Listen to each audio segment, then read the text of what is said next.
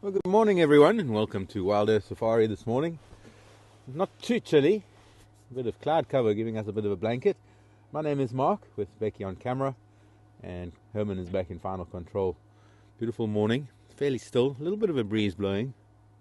Two young kudu bulls, sub-adults by the looks of things, just making their way on the edge of the woodland, on the edge of the open area, and we're going to see what they're going to do.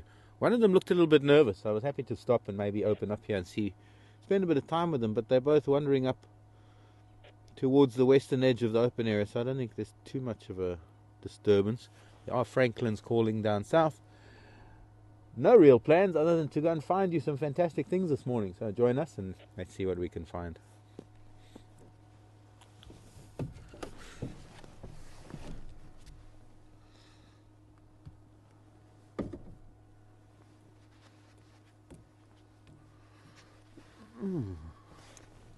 Not too chilly, but it is still a bit cold. Thank you also, everyone, for well wishes. I'm feeling considerably better.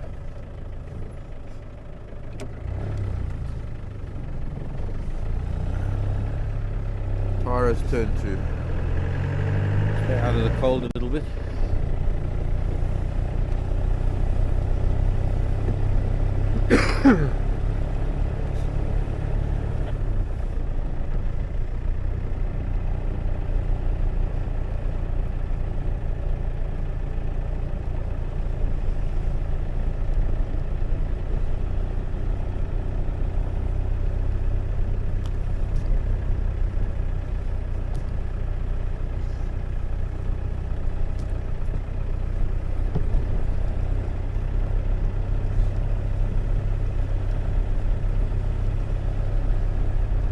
Noticed you've seen some interesting things in the last 2 days.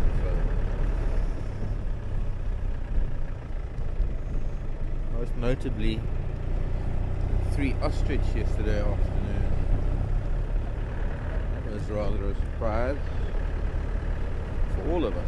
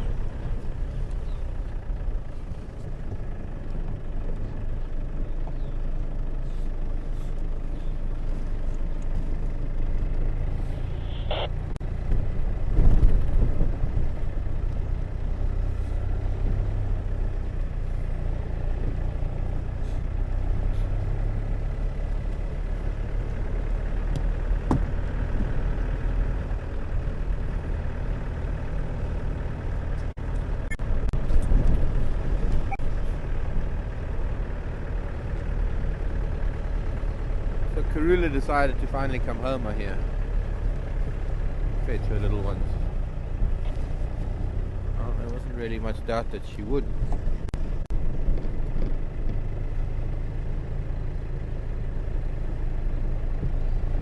a matter of when. Hello, parrots. Go down to Twin Dams Road quickly.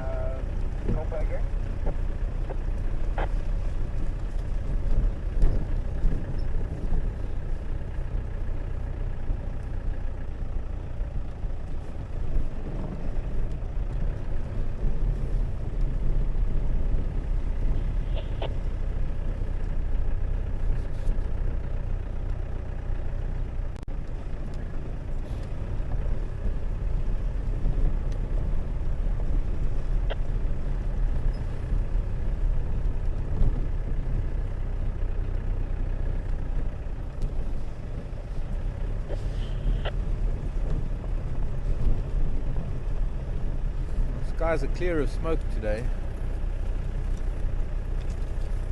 Doing some burning in Manuleti and up on Buffelshoek doing fire breaks. The time of the year.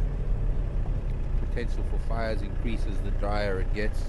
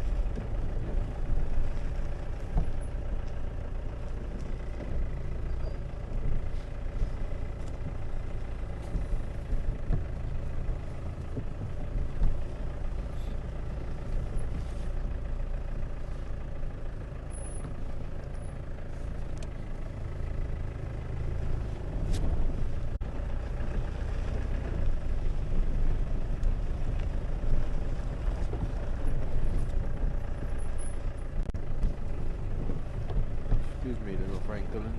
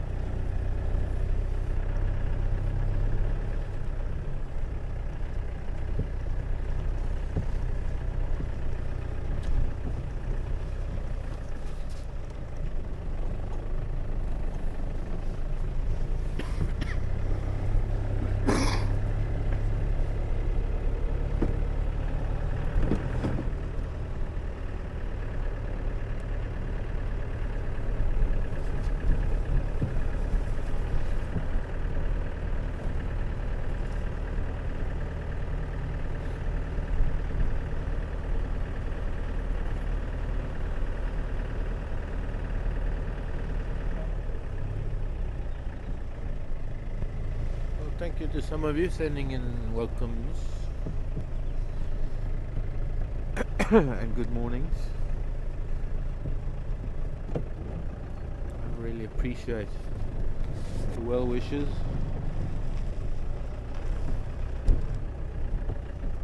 Who's that in the road? Looks like a Tinker Barbet.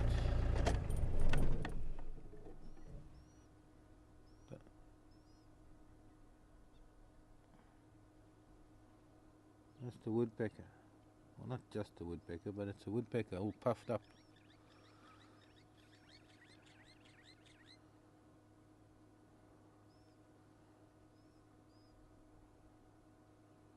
Bearded woodpecker.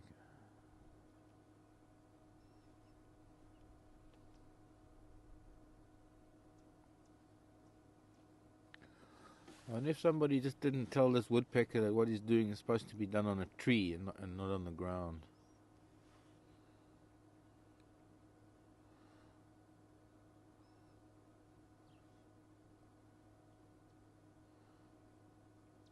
There's a question from Mrs. Chris.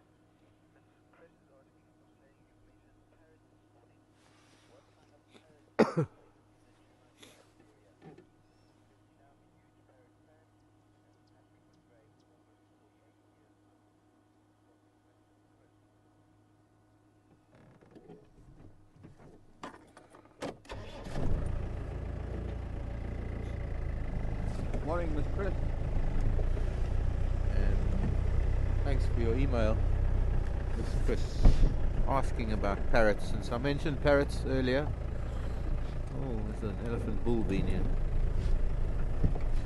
And wanting to know a little bit more about the parrots here in the Sabi Sand, Djuma area. Well, we had 2 parrots fly over, and we've only got 1 species of parrot here. It's the brown-headed parrot. And I'm going to see if we can find 2 perched for you. Or 3 or 4. Don't necessarily have to be 2. Lovely pink color coming into the cloud. I wasn't expecting much of a sunrise because of the colors, because of the cloud. But there are colors. Sorry, my brain's not functioning too well. African greys. Miss Chris saying she's had an African grey for 48, 46 years or something. That's a long time. Imagine the bond that you must develop with an animal and have a relationship that long.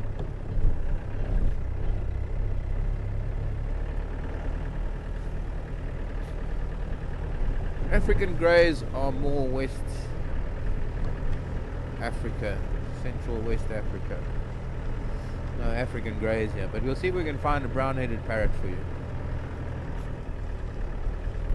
As with all parrots, they're constantly talking to each other, so it's easy to locate them by their call. Not so easy to get them on camera. They're rather shy. And somewhat elusive.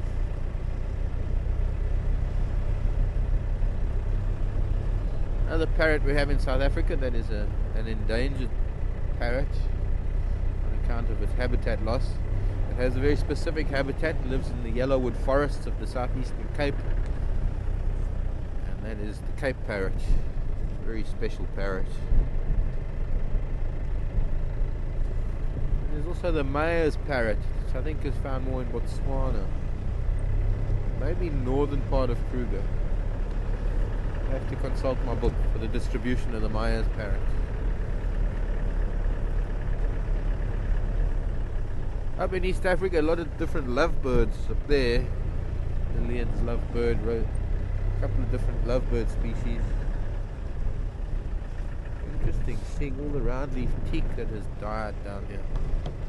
And we have noticed that there's been cold temperatures here affecting a lot of trees in this little valley.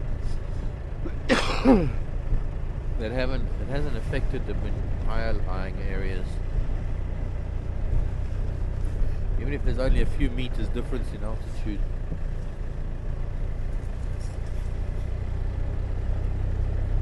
Very dry down here.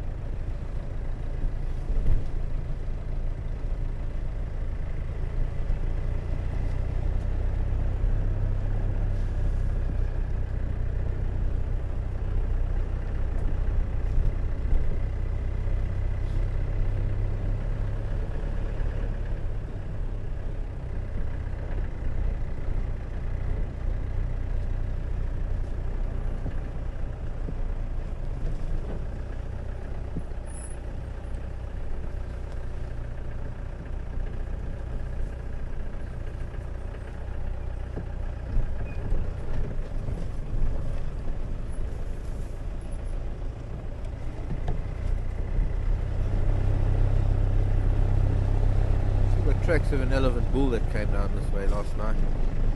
We're getting close to Twin Dams, so I'm hoping he might still be this side of the world. He hasn't crossed Gowrie Main. Haven't seen any of his dung yet to get an idea of how long ago it was. The tracks are fairly fresh. There's his dung.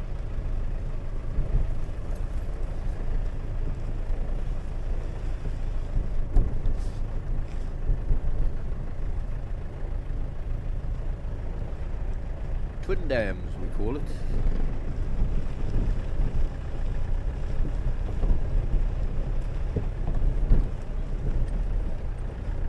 On the edge of the Mulwati dry riverbed.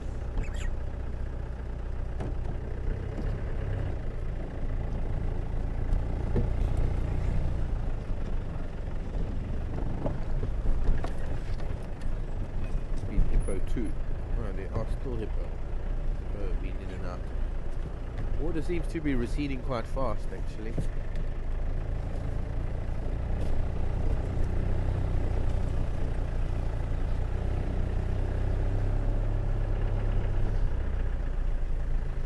Evaporation.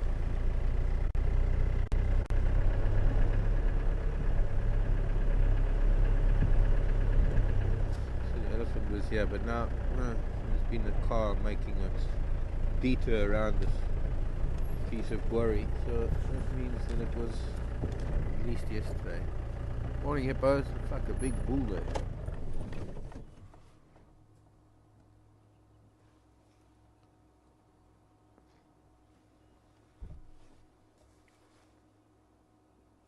And a smaller cow maybe.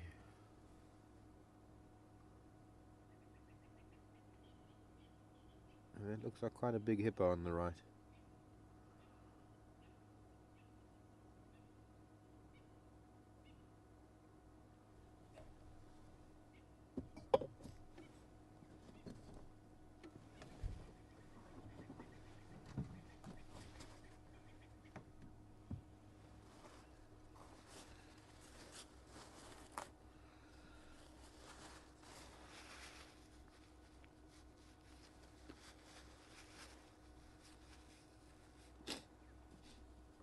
Yep, that's definitely a bull. You can see where his face, just to the side of his nostrils, he must be quite a big one, and I don't recognize him. There are no notches in his ear. The bulls that we do recognize, but when he lifted his snout, you can see where his tusks are pushing up his upper lip.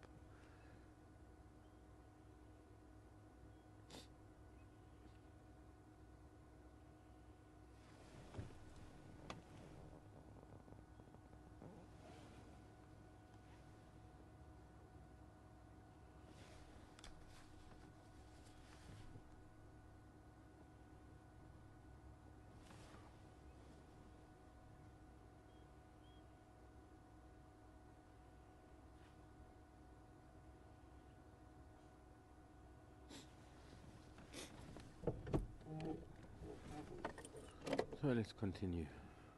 There's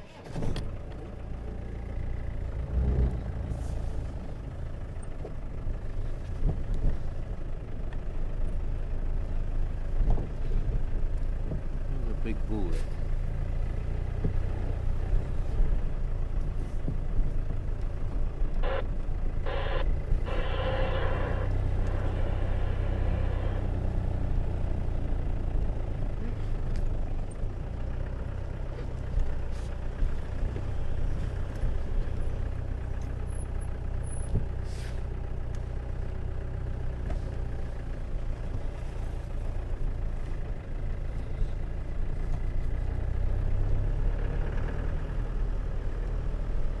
Go to Leadwood Road, see if we can find any tracks from those giant birds that were running around.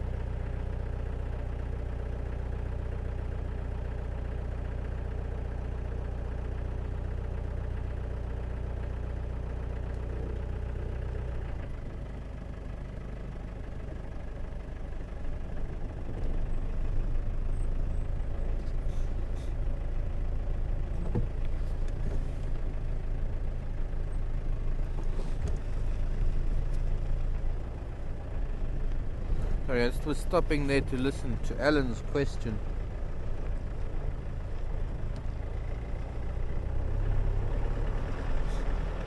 Morning, King Alan Hewitt. Let's get through this dip. Hola, Oriole.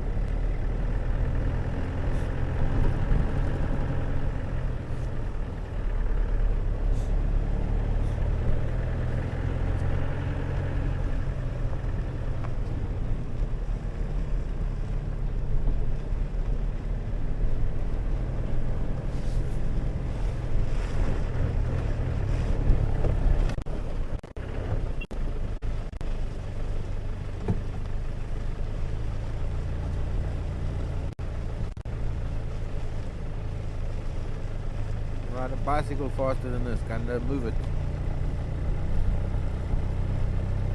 It's cold this morning. Alan was asking about some elephant behavior. Now, Alan, unfortunately, I didn't see that. I did notice a few photographs posted on Facebook, but of course a photograph doesn't tell. They say picture's worth 1,000 words. Unfortunately, there were no words. Those pictures, wasn't much I could tell. So I had no idea that there was some strange behavior exhibited by some of those elephants yesterday. Interesting that you mentioned that. I'd have to talk to Tara about it, and with a bit of luck I'll get to see some of that footage. So I don't think there's much I can add or much I can say, in fact, without knowing what behavior was going on and what was actually happening. Evidently a couple of young elephants behaving strangely with the vehicle yesterday, possibly something to do with something on the vehicle, visual or olfactory.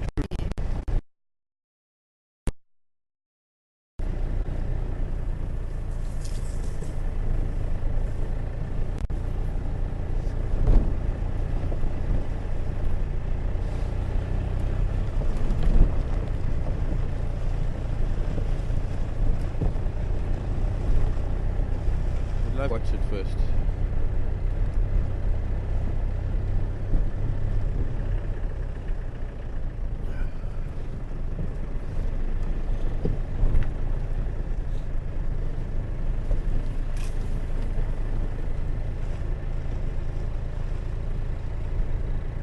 I'm wondering if those ostriches didn't come in from the fires that were up in the north.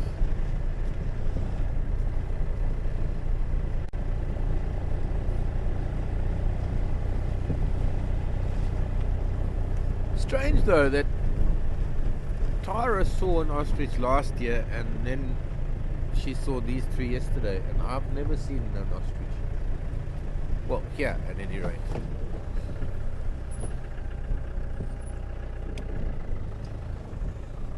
Strange. Dung porcupine. Dung.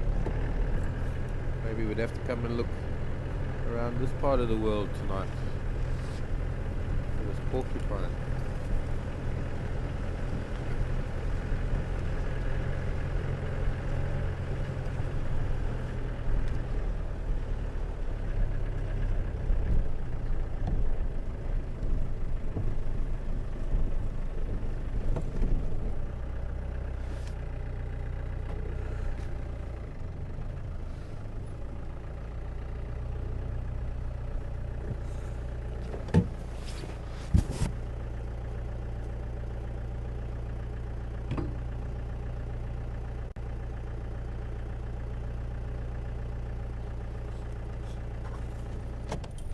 Thank you, Arlene, for your information on the Myers parrot and its distribution. But yes, mostly up in Botswana. I just saw this piece of bone. It's a bit damp. It's been chewed. Could be the kudu whose tracks are here. But it is actually a piece of a tortoise. This is from the plastron. This is the plastron. This would be one of the arches coming up where the leg comes out. It's very old, but it's been chewed here on the edge. One of the herbivores He's been nibbling on it to get the calcium. It's got a lot of saliva on it. And yeah, that was just a bit of vegetation, so it was chewing it with its salad.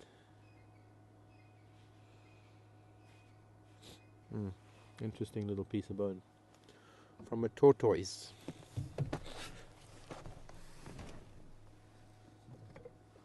Or as Roald Dahl would say, easier trot. And the red leaves of the tambutis.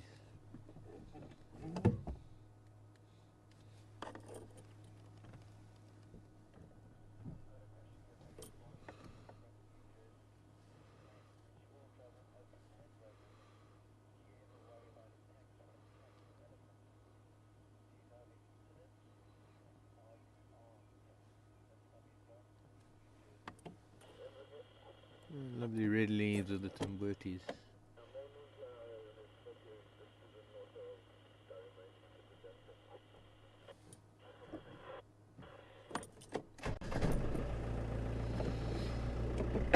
Good morning to New Jersey.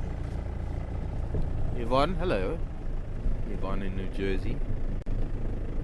Yvonne, are you anywhere near where that baboon is running rampant? Somewhere in New Jersey there's a baboon running around. I think it's escaped from some amusement park or something. And then I was reading up, they got like 150 odd in a troop of baboon, and they don't really count them every day, so they can't be sure if the baboon comes from them. Well, hello, how many places keep 150 baboons? Or baboons for that matter. Anyways, big male baboon running loose in New Jersey. Got to be a hoot. 911 calls coming in from motorists. That'll be quite funny. Anyway, Yvonne, thanks for your email. Since we drive around in open vehicles, are we ever worried about attacks from cats or elephants? And have there ever been any incidents? And do we carry a weapon? Yvonne, well, cats, well, maybe. Elephants, it wouldn't really matter whether it's an open vehicle or a closed vehicle, because, well, they'll just flatten it anyway. But no, Yvonne, I can't say that I'm ever worried about attacks by these animals. It is always a possibility. One can never take it for granted that they're accustomed to the vehicles and that they're quite used to things and they ignore us pretty much.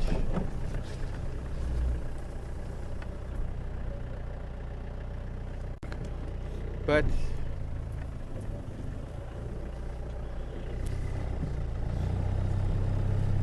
I guess it's our behavior that we have to watch more than anything else to make sure that we don't incite an animal to do something like that. As for carrying weapons, we don't.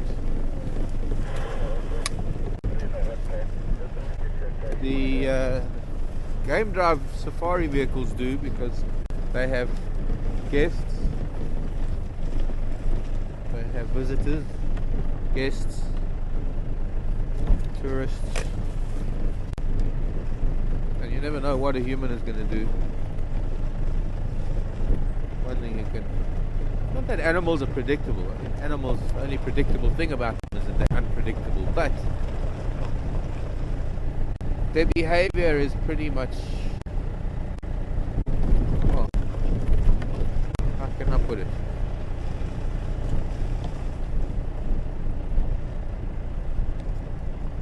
I guess we can predict their behavior easier than we can predict the behavior of humans, and it's the humans that are the biggest danger, not the vehicles so much, but it's the humans that are in the vehicles, and one has to be careful from that point of view. One has to protect the guests. It's a very important facet of safari life, especially when they're on foot. But no, we don't carry a weapon. We don't believe it's, well, it's just not necessary to carry a weapon. We're in a vehicle. We hope that animals won't do anything.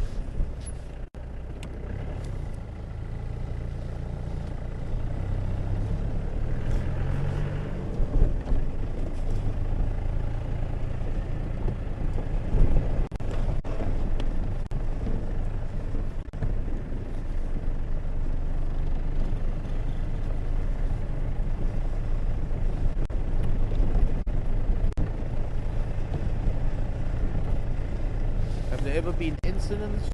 Well, I guess yes, in some places. Can't name any particular incidents offhand.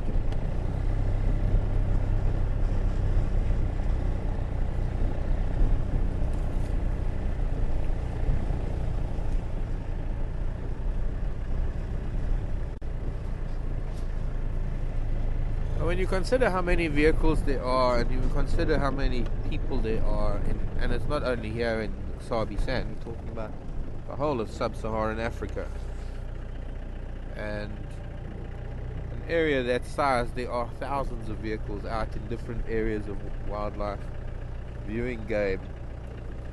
So I think the number of incidents versus the number of people that are out on safari is negligible.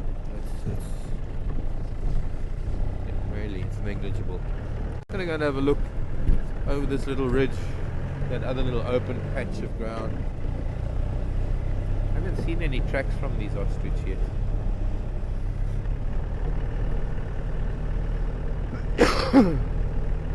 We're on Cheetah Cut Line at the moment, facing south. Ostrich were a big block on our right. Sorry, go.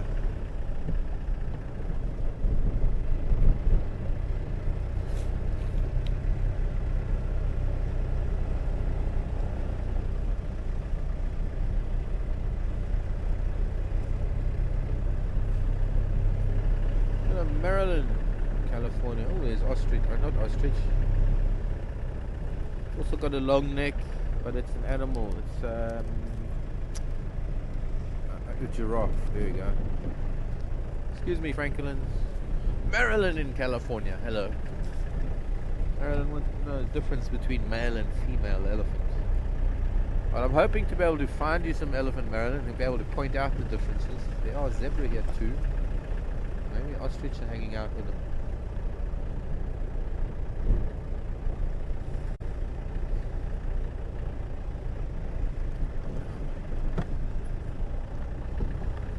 I'll get back to your answer in a minute, Marilyn. Let's have a look at the zebra and giraffe. Single mama giraffe so far.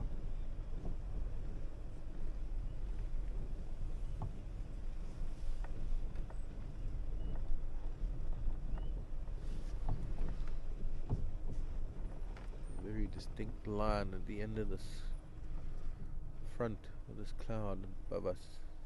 Clear skies to the south.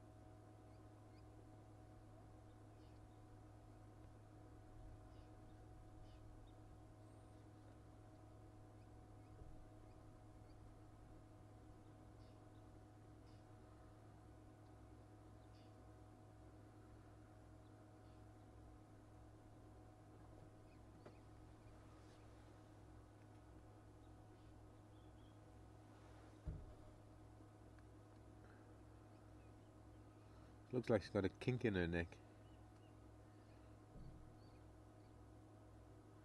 Maybe just the way she's looking at us. She's a very tall female giraffe, this. You can see those very thin horns. Tufts of hair on top. Fairly dark for a female. And there on the belly, there's no little big round bump. The male parts, as it were. She's got quite a round belly too. Maybe there's a young one growing in there.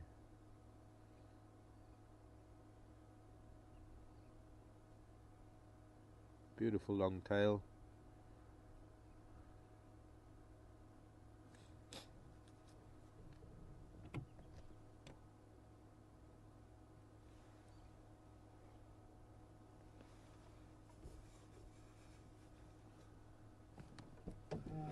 A bit closer to the zebra too.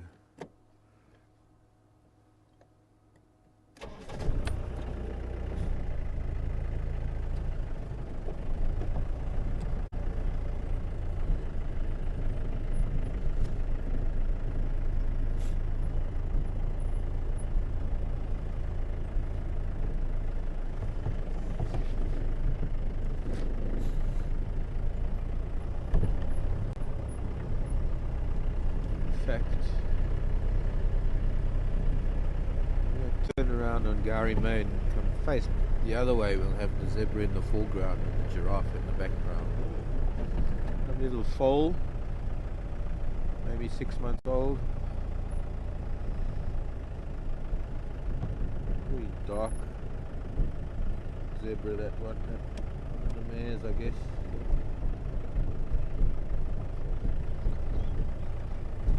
Stallion, very pale stallion at the back. Gosh, she's huge. I'm going to turn around, Becky. Come back, face this way. The tracks of a big male giraffe here that's headed south. Huge bull. Must be the mate to that female that we're looking at. And he has wandered, by the looks of things, wandered across the road.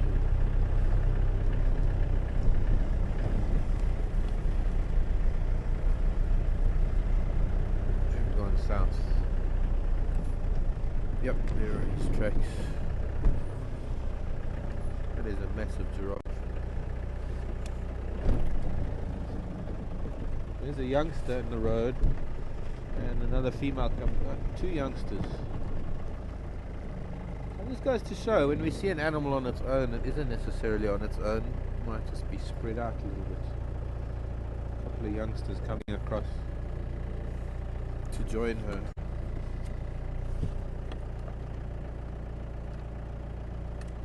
See if any others come up. We're on Gari Main, and there is a line of power lines here, which does detract from the natural setting, but can't be helped.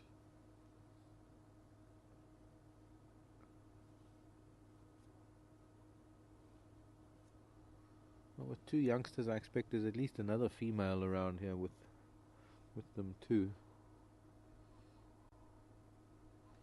Perfect example of also the difference in colour. You almost got like a redhead and a blonde there.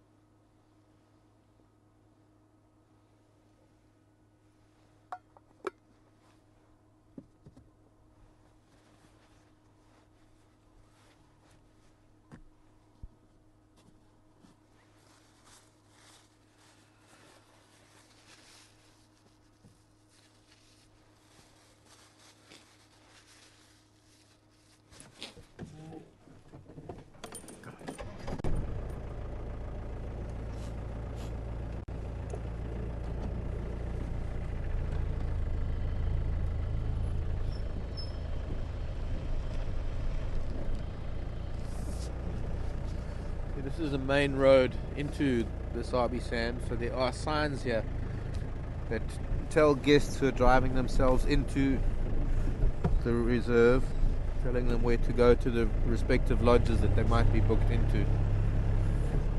case you're curious about some road signs, one of the main access roads to various lodges.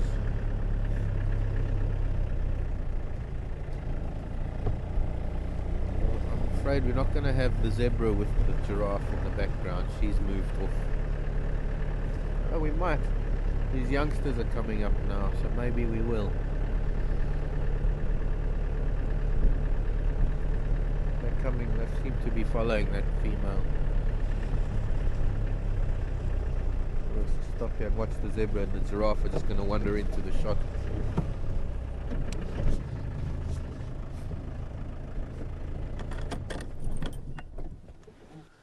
Now you see there's not only a difference in the giraffe's coat, also the zebra. The marked difference between some of these zebra. Some dark, some light. Often the zebra will take on the color of the dust that they roll in, but these, I've got to remember, these are young giraffe, about a third of the size of adult, just to give you a bit of an idea of scale. Very dark zebra on the far left, and then that stallion just a second from the left. We'll see the giraffe go behind. That's the foal, and there's the stallion, and there's that very dark one.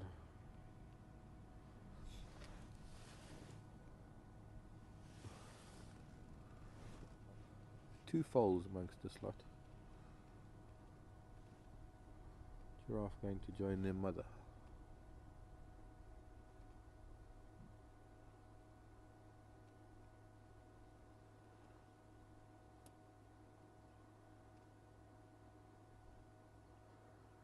Zebra deciding to stay with the giraffe will capitalize on excellent eyesight of the giraffe, and of course the giraffe have that added advantage of height. The zebra will feel a lot safer in the presence of the giraffe. They don't have to be so vigilant.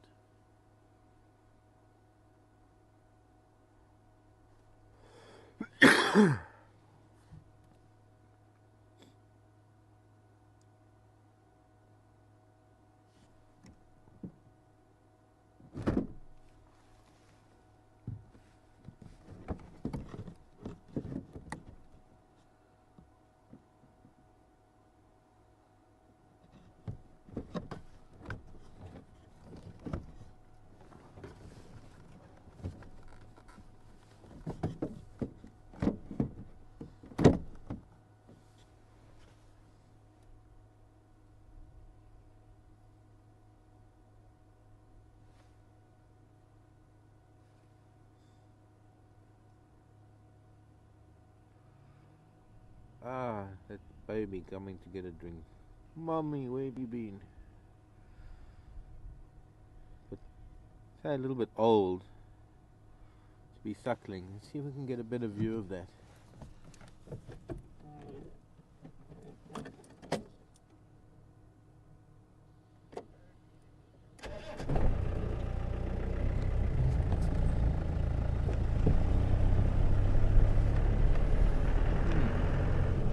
Some ostriches at Pete's Pond.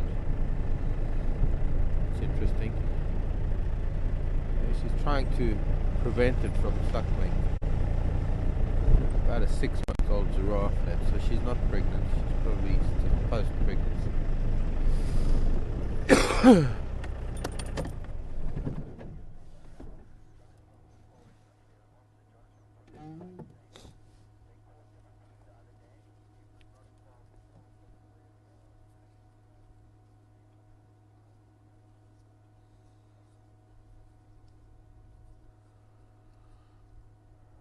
She's gonna get irritable with this little one.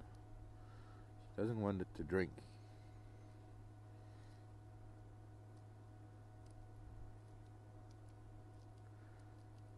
And morning to John in Brooklyn Heights.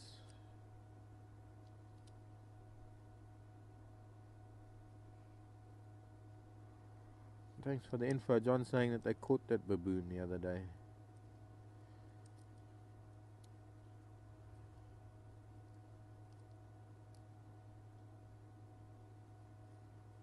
So there's no longer a baboon running loose in New Jersey. Well, this is quite the procession. Even some impala up ahead. And more zebra coming this way. There's a bunch of zebra running this way. Up ahead of the giraffe. They're all looking at the zebra coming.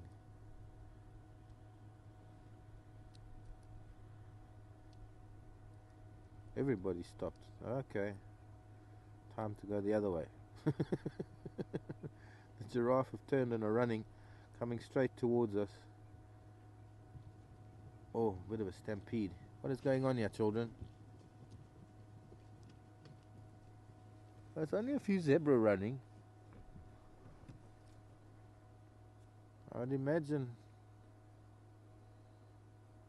I didn't hear any alarm calls. I imagine that these zebra and giraffe just decided that discretion was a better part of valor, and they just started running without knowing why they were running, only because there was another herd of zebra running this way. So the stallion from this group, there he is up front. He's heading forward to meet that other group coming out. There is, I think he's going up to meet that other stallion now. Two stallions coming together.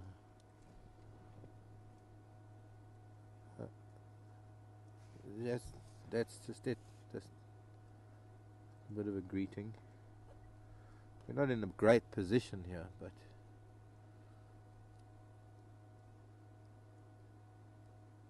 interesting. Look at this. It's a little bit of. I can't tell who's who from which herd, but there's a little bit of displaying.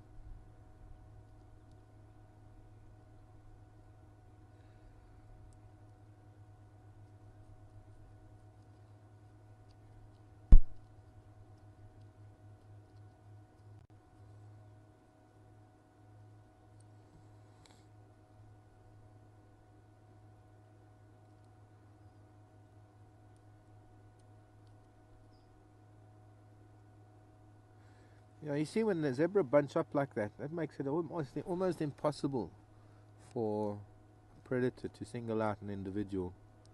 One of their defenses is actually bunching up like that. And it's just this dazzle of stripes. There's the foal. Hello, Annette. Annette's saying that the giraffe looks huge, but is its neck supposed to be like that? I think the neck is fine, and it was just the way it was turning its head to look at us from the side instead of looking at us front on. Just the way she's turning now and the way she's looking now. There's nothing wrong with her neck.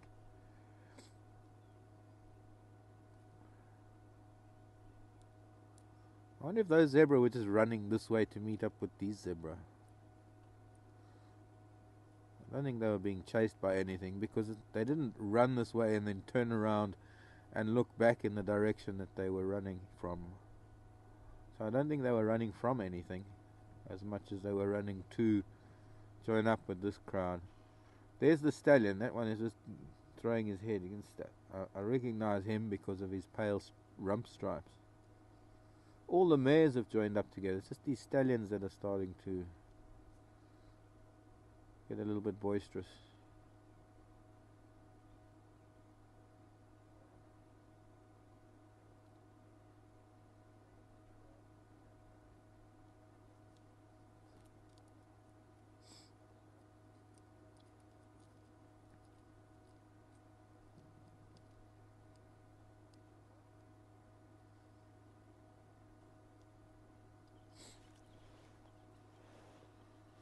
Hello, Vivian.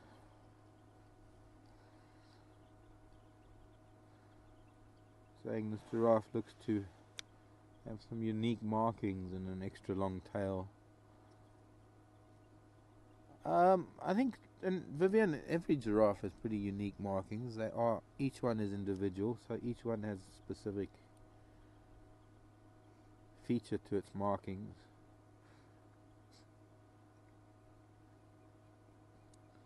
I wonder if these zebra are going to start getting a little bit testy with each other, the way they're behaving.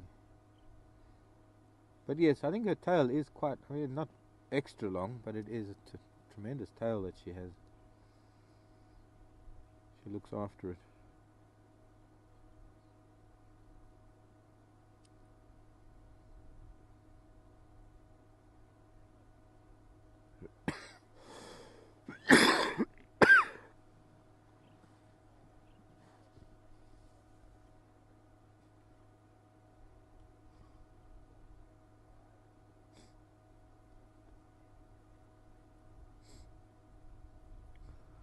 Hello, Debbie and Philly.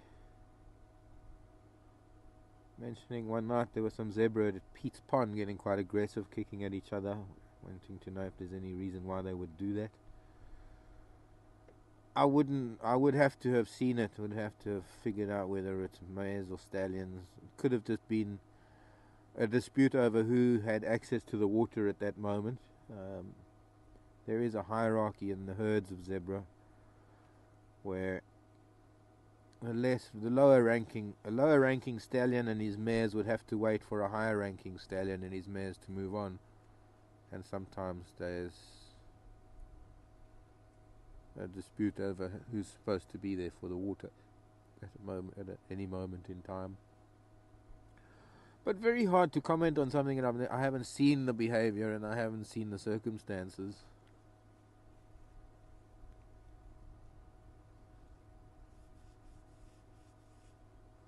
There's a very nice example of the size difference between these two animals, because she's quite a tall giraffe. As far as females go, she's quite big.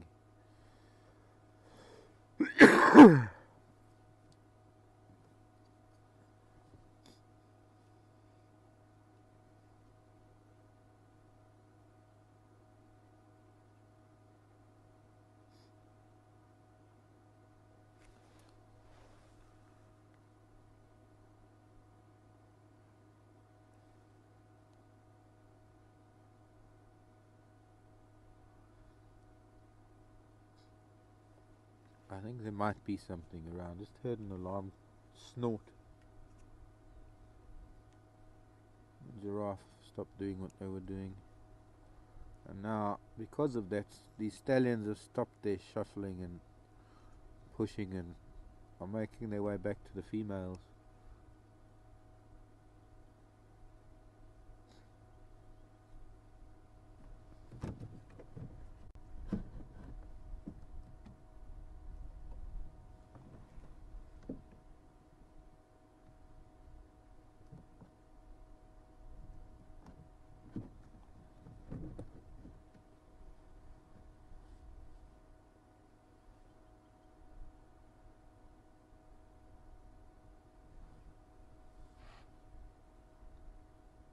Another alarm snort from the zebra moves the giraffe off. And she's looking at us as though we're the culprits.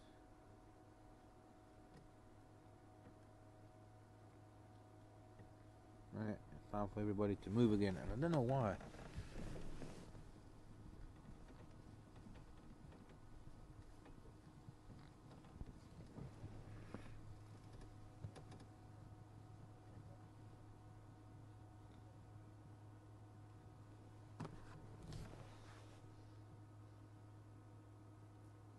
Hello, Dawn in Washington State.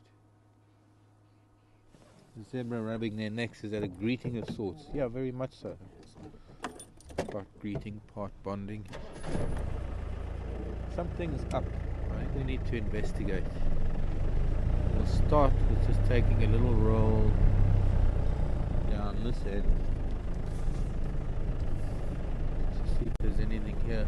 And we'll go back towards north on Cheetah Cut Line.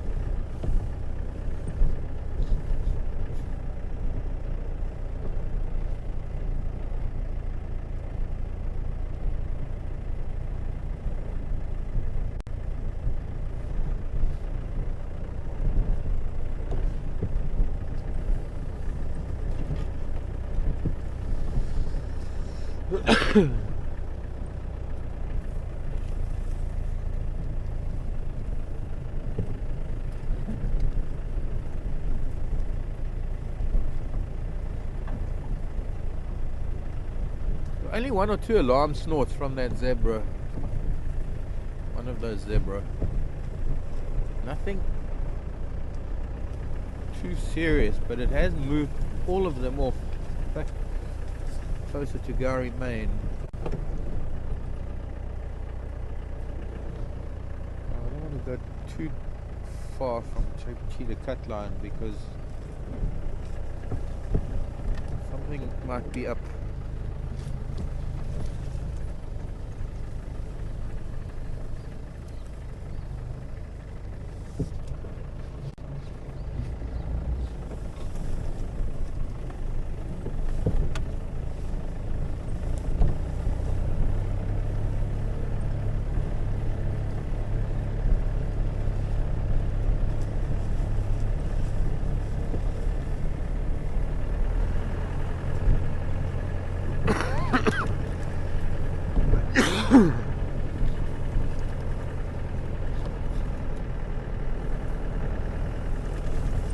clouds starting to break up a little bit.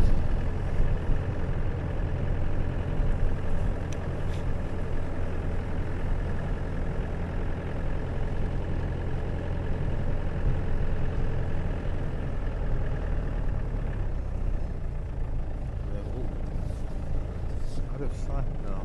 Can't even see any of them behind us. Let's just take a ride and see if there's something here. Untoward.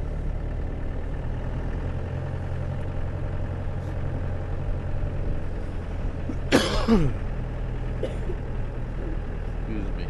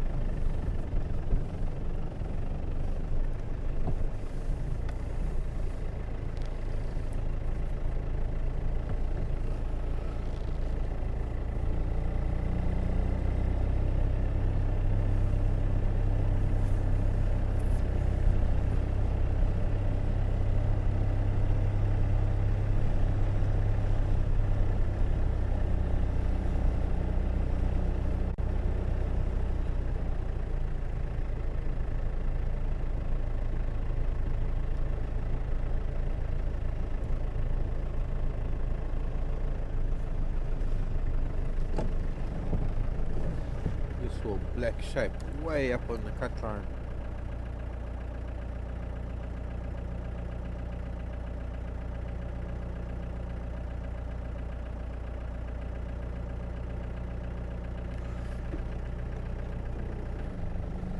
Might have only been a vehicle.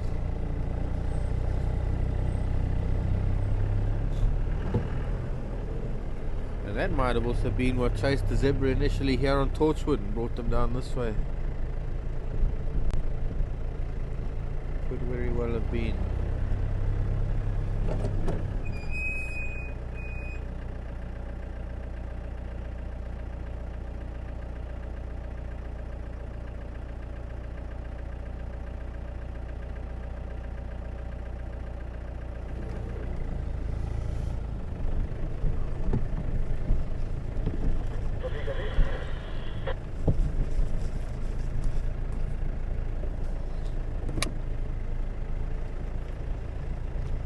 Morning stations, any update for Western Gowrie?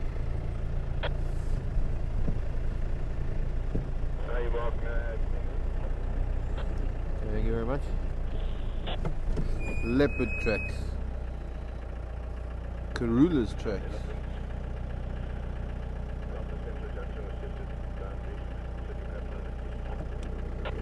What's that, Graham? Okay. The tracks of Ingwe are heading south, also on Cheetah Cut Line near Leadwood Junction.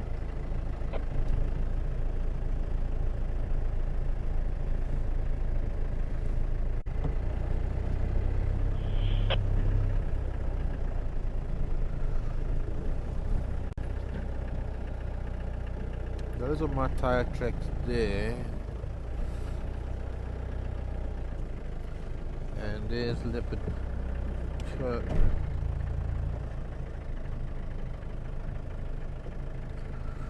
Obviously didn't see those tracks because I was on the left hand side and I was only looking at stuff on the right.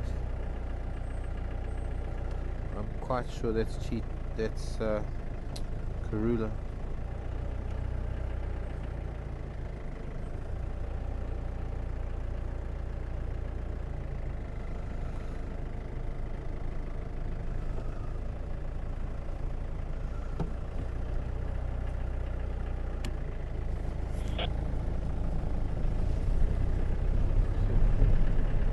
Some elephant way up ahead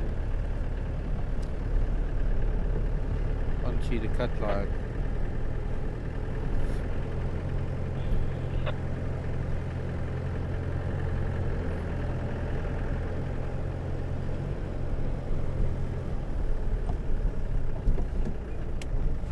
Just gonna go beyond this junction with Leadwood Road to see where's. I can't remember where her tracks. Tara said when her tracks were seen with the cubs yesterday.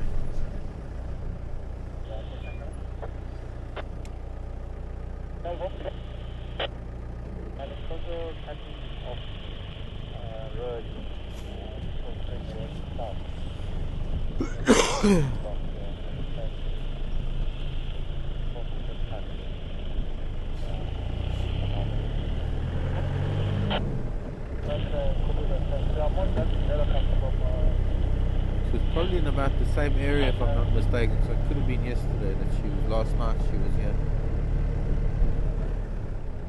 Yeah, there we go. Tracks there. I don't know if that's what was, I don't think that's what was disturbing those zebra.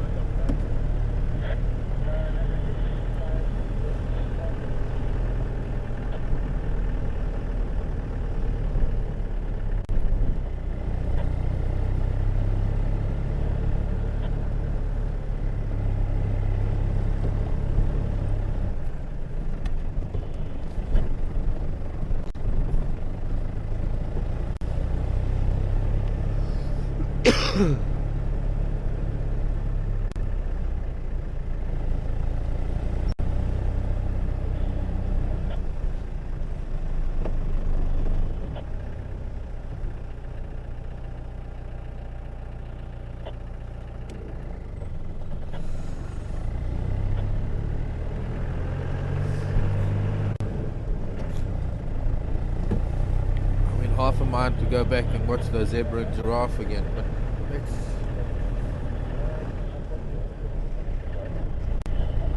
That impala was also running around. Don't have a look at these elephants. What do we do? Go to the elephant, go back to the giraffe and zebra. Two minds here. The elephant might disappear into Torchwood. We'll see where the elephant are going and we'll come back. Here these tracks are coming out of Torchwood.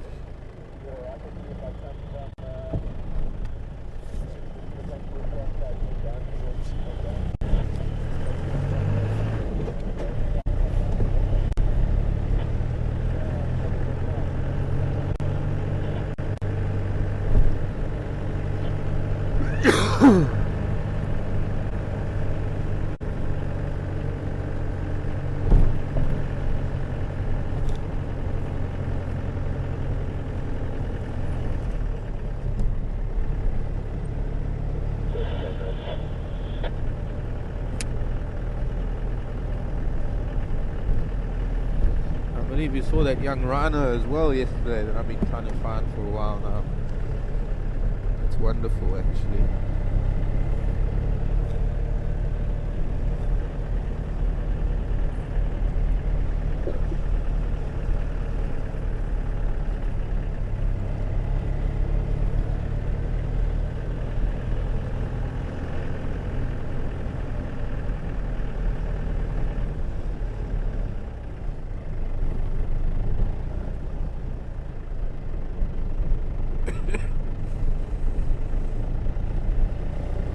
Tracks heading south.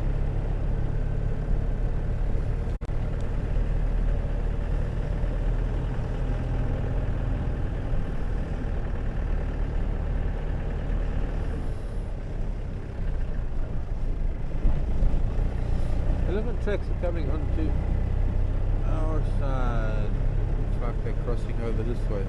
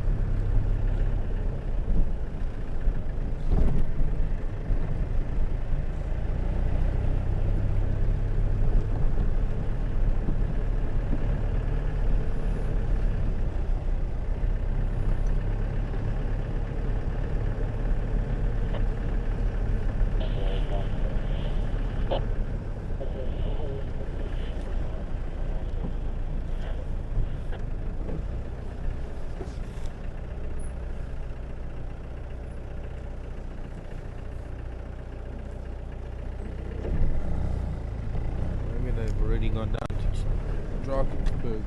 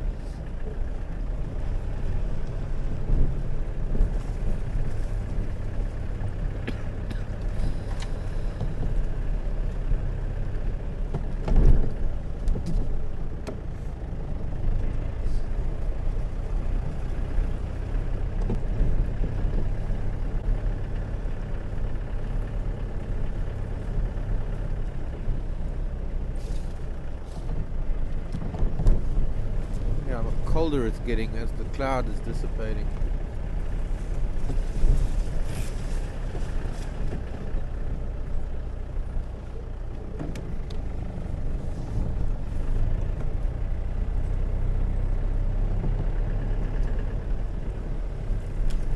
There they are.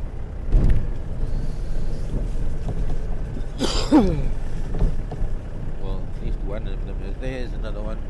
There's another one.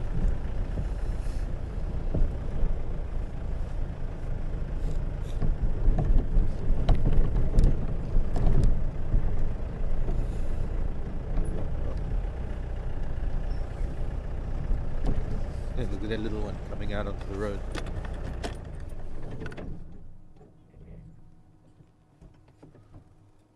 A lot of elephants spread out over quite a wide area. You can see another one about 100 meters up.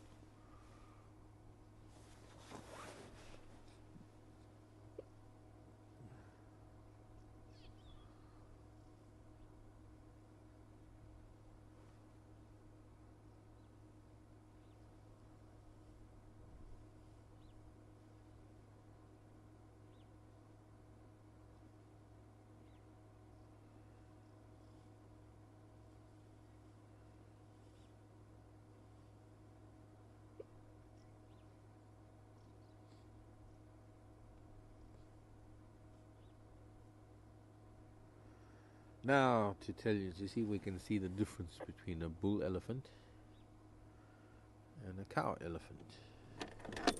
Who was that was asking that question? One of our new viewers, I think. Don't know if we'll find a bull. One of the things that you could be sure about. What? Tell the whole world I'm here. When you see youngsters, you can be pretty sure that most of the adults are females.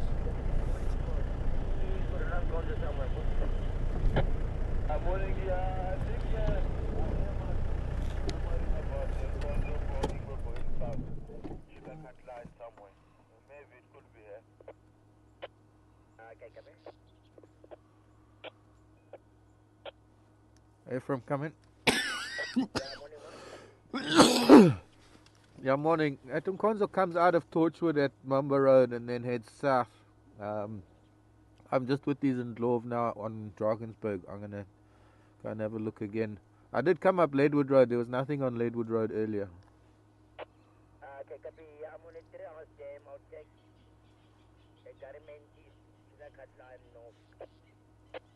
Okay. Otherwise, she might also be on that fire break.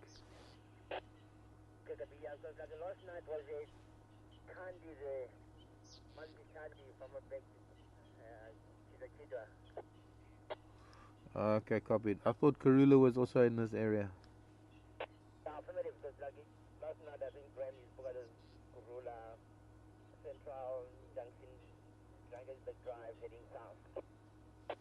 Okay, copied.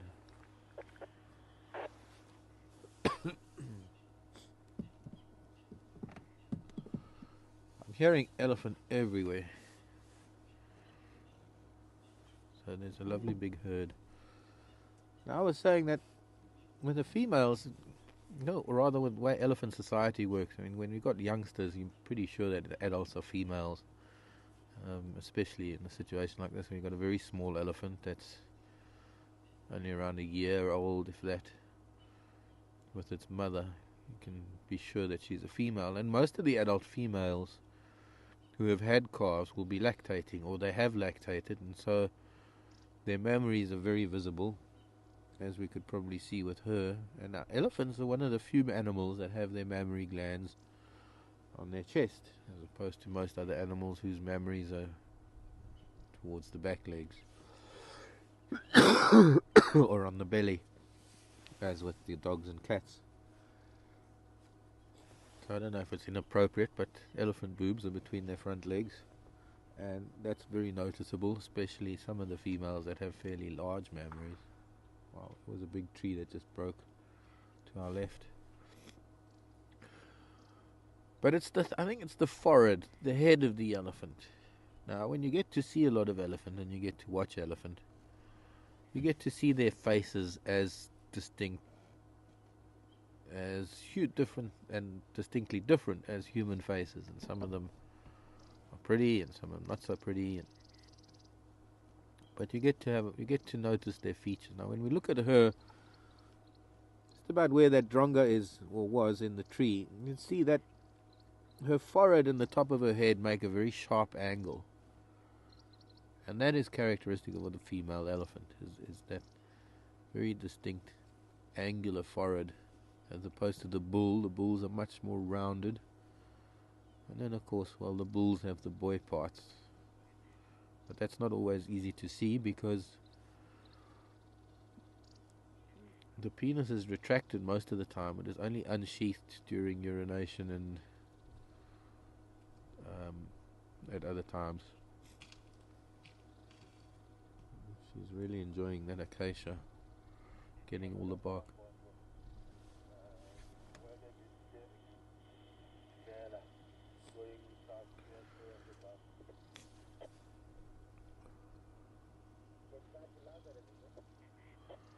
Elephants, you'll never see the scrotum, or well, they have internal testes, so they don't have a scrotum.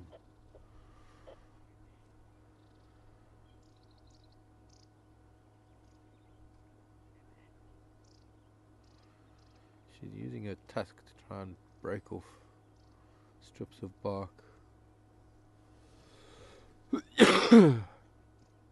No, it looks like there's a bull up ahead.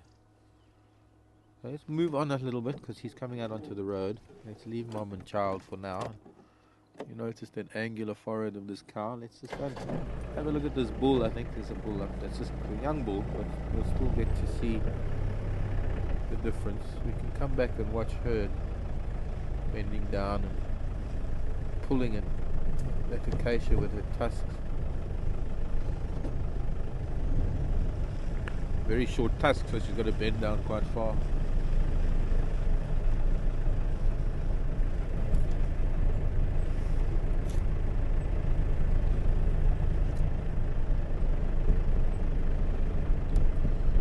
So here's a young boy, a couple of young bulls actually. They just either hang out on the edges of the herd or just join them for socializing. Hello, little boy. Oh, there we go.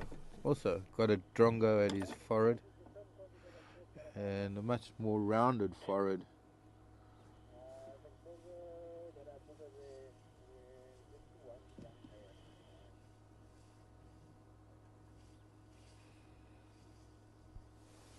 Okay, just to let you know, some of you have sent in some giraffe and zebra questions. We'll wait until we leave the elephants. We're going to deal with elephants for the time being.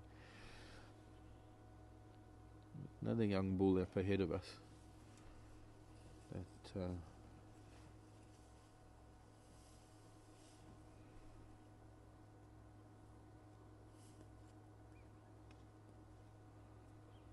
That we can look at.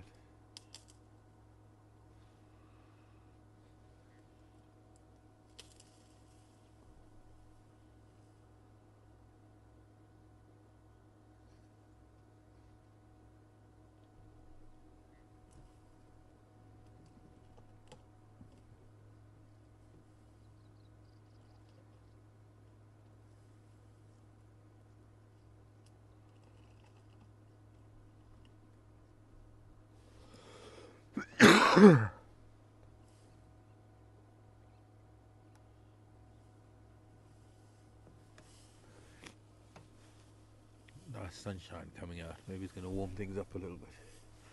This gives us some beautiful light for filming. Now that I've said,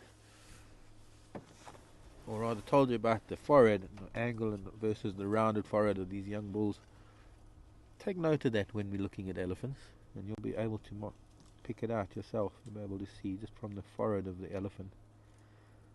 If we look at his body, and we look at the front legs,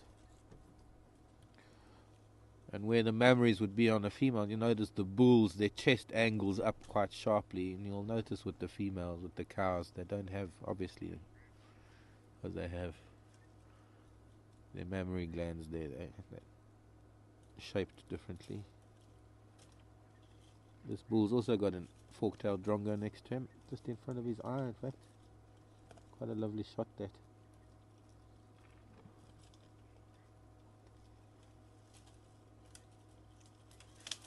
Fork-tailed drongos collecting insects that are frightened up by these elephants as they move through the grasses. So the drongos are almost always in attendance until the elephants move out of their territories, in which case then they have to rely on their own wits to catch insects.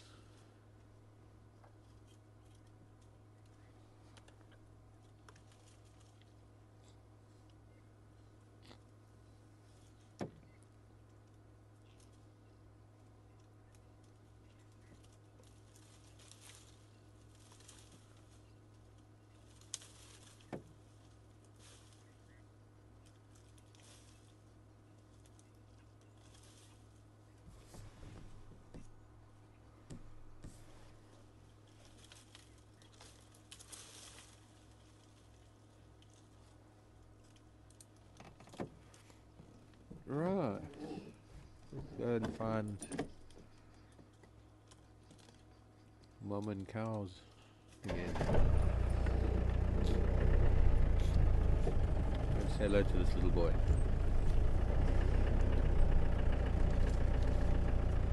Mid to late teens, these two bulls, hanging out on the edge of the herd. Must be related to some of the females. Not quite old enough to go and join up with big bachelor boys. Hey, little one.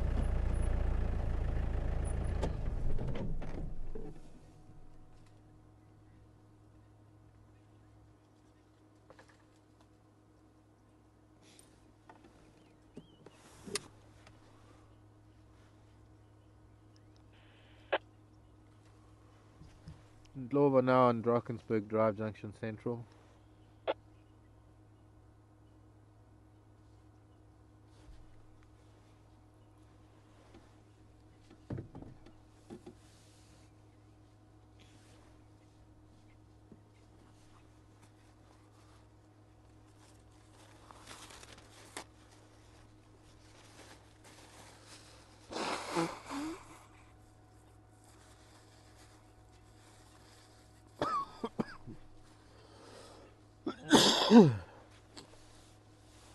Excuse me. Master elephant. He's got his back to us. Not very sociable.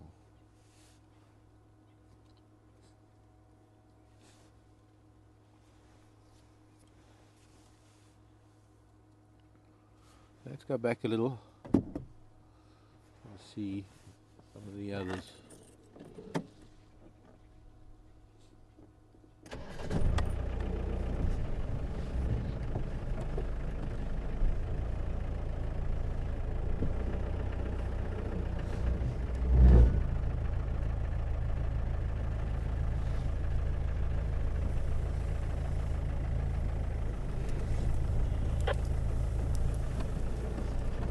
Must have the herd coming onto Western Gari. Are heading west. Incredible, this young bull. See his right tusk, quite a long tusk for such a young bull. Which means that when he gets to 30 or 40, he'll be a lot bigger. Oh, there's some youngsters. They're just all coming out onto the road now. The bulk of the herd coming out of the bush. There's still I'm seeing at least another half dozen on our right. There's got to be another dozen up ahead, but there's some little ones playing in the road. And that's what we want to be watching a little bit. This interaction with these youngsters.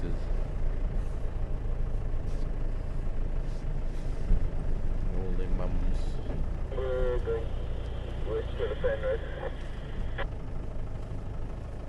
You fell in a hole. Don't blame me. Okay, I'm going to stop here. I don't want to disturb them too much. Hello, little girl. Hello. Bark of a root in her mouth.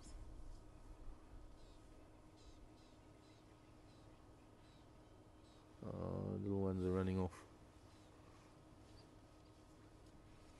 Herd's moving quite fast actually. Let's go up ahead a little more.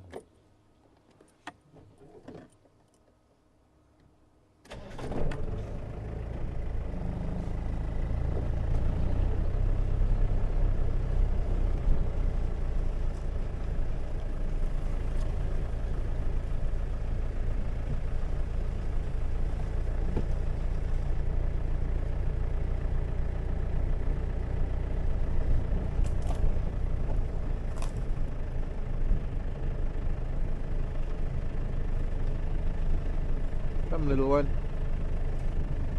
Catch up.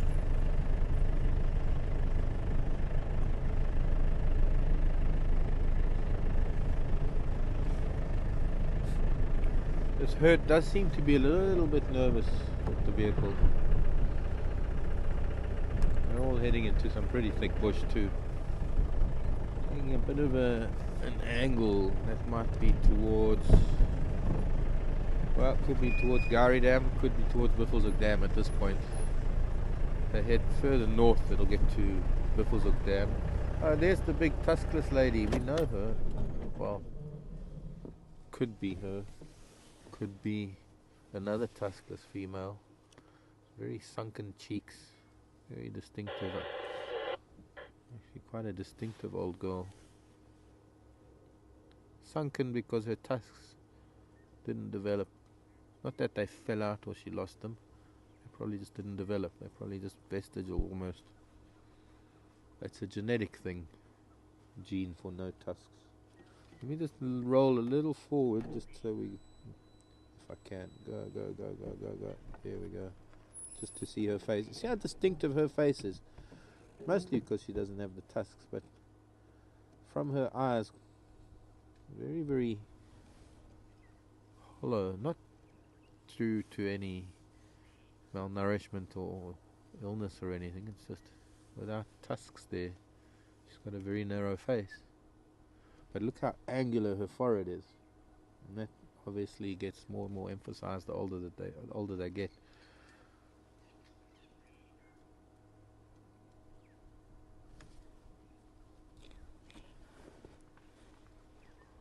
She's not big, but she's not a youngster. She's probably around 40 odd.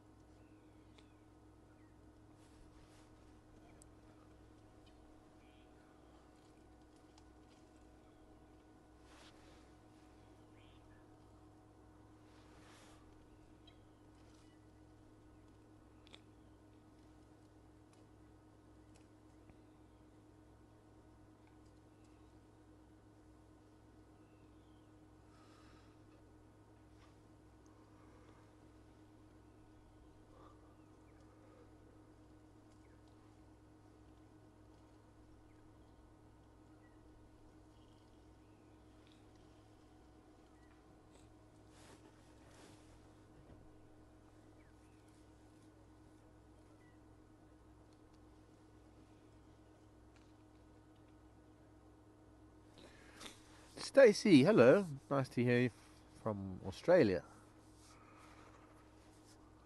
Stacey in Australia.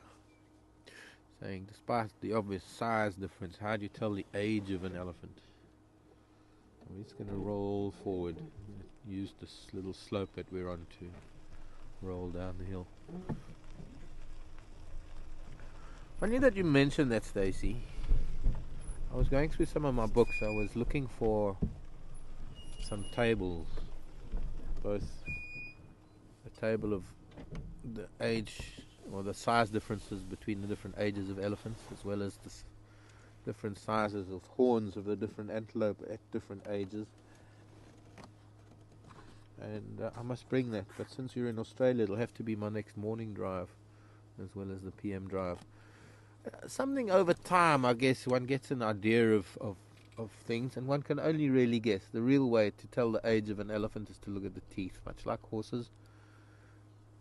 Tooth wear and tooth placement in the mouth is very important in trying to age an elephant. But it's something that I just guess at, and I don't know how accurate I am. Elephant age on a par with humans. So you have an adult human and a 5-year-old human, and there's that discrepancy in size. And it's kind of the same thing with elephant, that you can sort of look at a 5-year-old elephant and say, okay, well, it's so big at 1 year and it's so big at 10 years, so sort of halfway in between, it's about 5 years old. Like that little one is probably only about 8. It's not quite a 10-year-old size.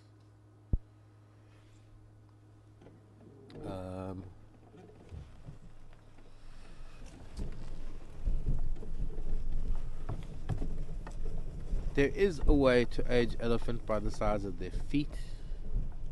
There have been studies that have been done on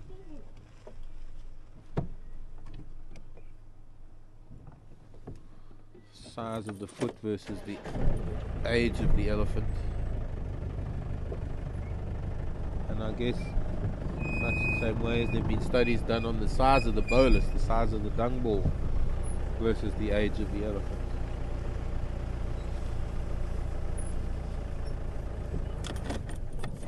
What's wrong, old girl? You're coming after me. I'll just stop quietly. That probably didn't like the vehicle moving. Let's get a photo of you while you're at it, just to see if you are the same as old tuskless girl. Treehouse Dam, I think we saw you last when you were all partying at Treehouse Dam. So now she's a little unsure what to do because I stopped. If I'd carried on driving, she probably would have carried on chasing, but now that I've stopped, she decides to feed. Not an easy angle for the camera because it's almost behind us.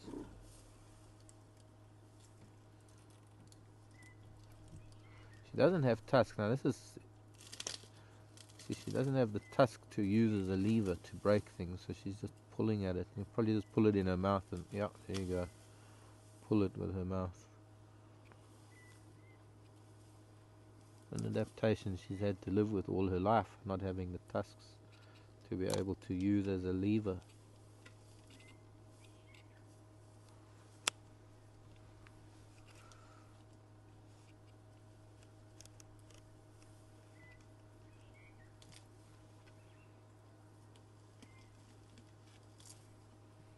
Oh, thank you.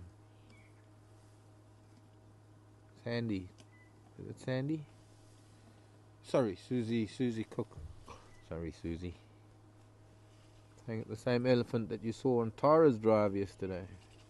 And some of the youngsters are really funny. Well, let's hope we get to see some of them. Maybe they'll display the way they were doing so yesterday. Might get some idea of what was up with them.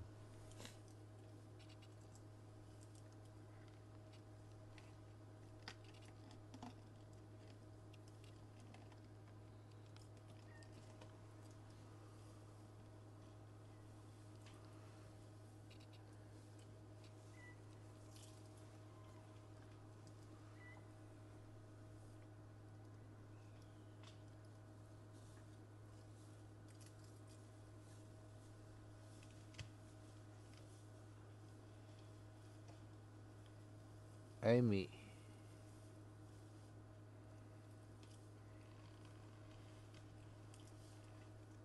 Hello, Amy.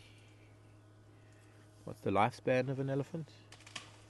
Well, in the wild, anywhere between 55 and 65, depending on tooth wear. And, well, I mean, in captivity, they're known to live a little bit longer in captivity, obviously. But yeah, in the wild, anywhere from 55 to 65. So much of elephants are on a par with humans that to me they are beings, and they're just elephant beings. We human beings. They are. I think she's got a baby in there.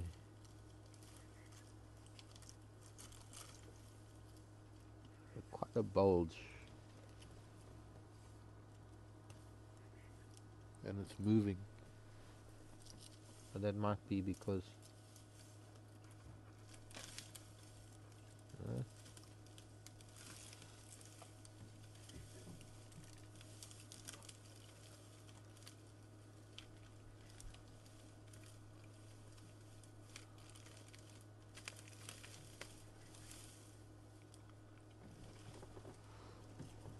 hello, Dawn. I guess that answers that question about what we consider an old elephant. 50 to 60. And then when an elephant dies of old age, does the group grieve? Very much so, Dawn. They are known to grieve for days.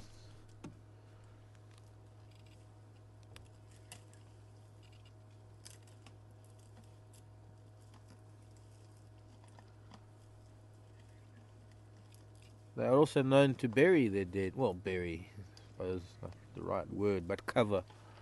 They're known to take dirt and branches and grasses and cover their departed. They will come back to that spot and mourn once again. They'll come back and there are moments of that they get very pensive and emotional when they come back to the site where a family member has died, and they will feel the bones. They will pick up bones and carry them sometimes for the whole day. Pick them up, carry them, drop them while they're feeding, and carry on with them afterwards. It's not. You remember something that, especially with elephant, when I say something that it's only some individuals that do that. Every elephant is different, and some elephants will do these things and some elephants won't. Just examples. No, you can't really say when you're saying something about elephant that it goes for all elephant and that it's a hard and fast rule. These are thinking, emotional beings that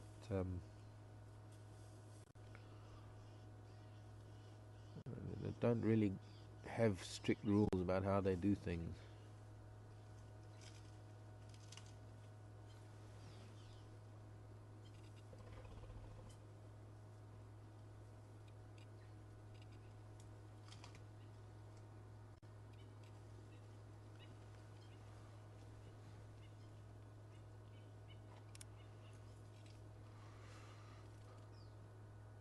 Arlene wants to know if they eat from a certain type of tree. Arlene, pretty much all the trees. They eat every part of a tree, and of course there'll be different trees. They'll use different parts of the trees. For example, well, she's getting to a branch now. It's going into the dry season, so they're going to be eating a lot of bark and branches. That's where a lot of the moisture is, less leaf. So it depends on what species of tree it is that they're eating. That will determine whether they're going to be eating the leaves or the branches or the twigs or the bark or the roots.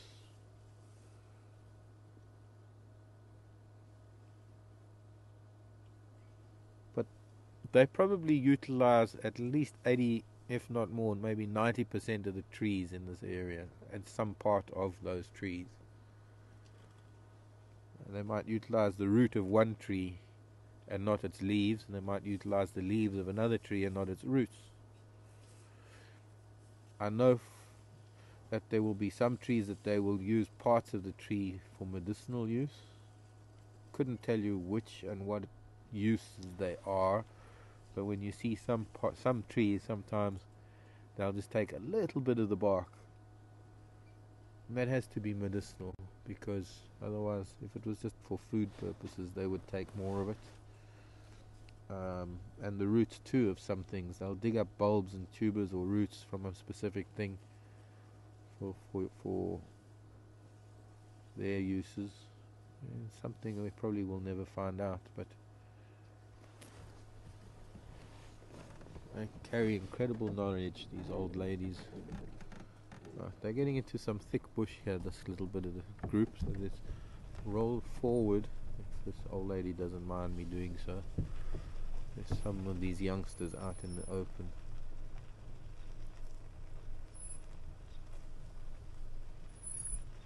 These are the little boys that you were all talking about yesterday, perhaps.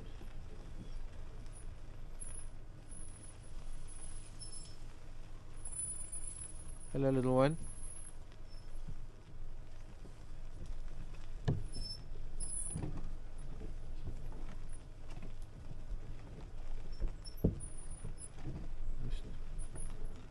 There's a bit of a squeak.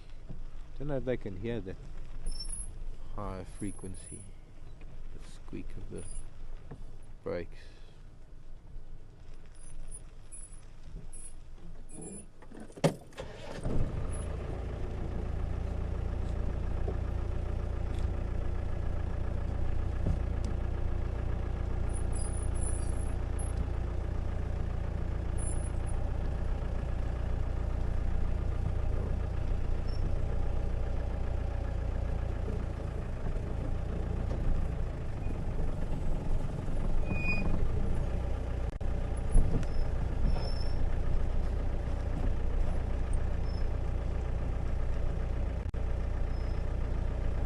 Nobody wants to come out and play.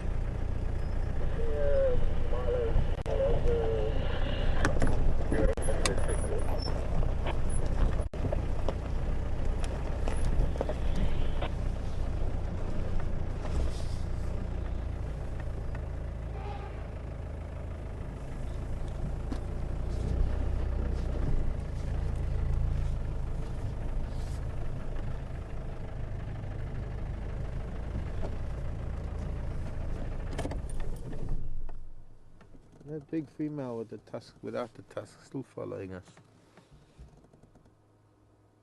I think she just wants to make sure we're not going to do anything to these youngsters here.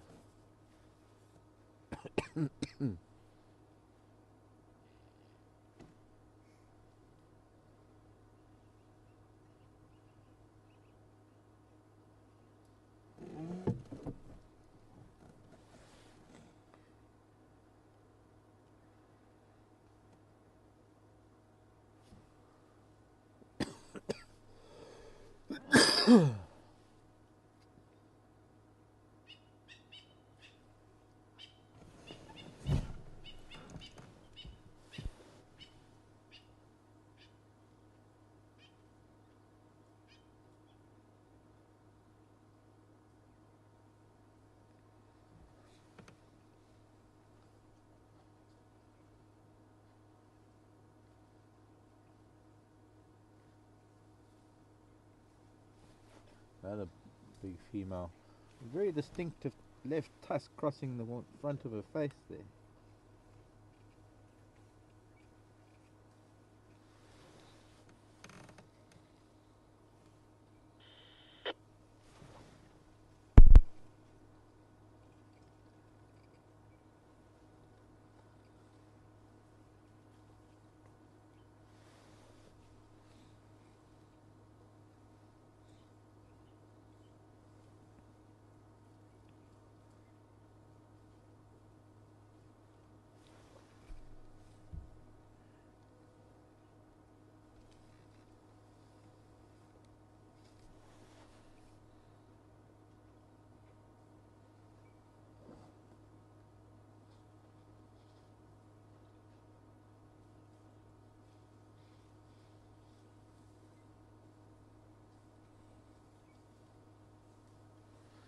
Hello, Stacy. I'm glad to hear you're also very fond of elephants. Elephants and owls.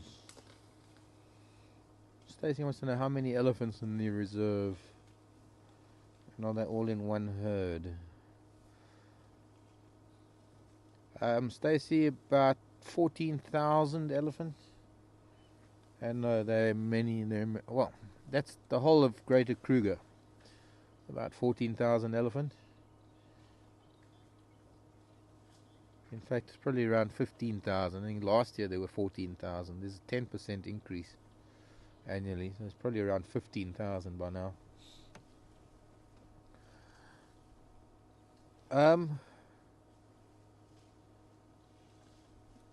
It's difficult to give numbers of how many elephants are just here at Djuma.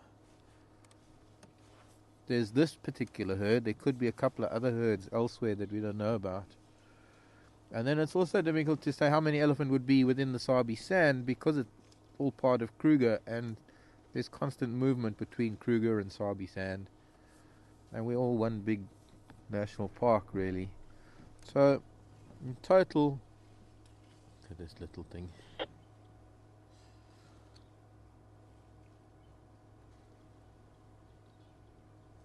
It's pretty difficult to give you a figure of how many elephants are in the vicinity at any one time.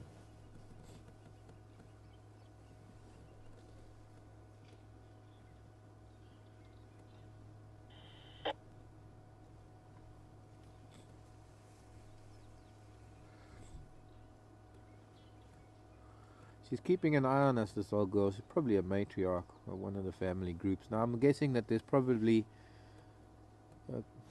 2 or 3 family groups here that are joining together to form this little breeding herd. There's so many youngsters. We're not seeing nearly as many adult cows as there are youngsters.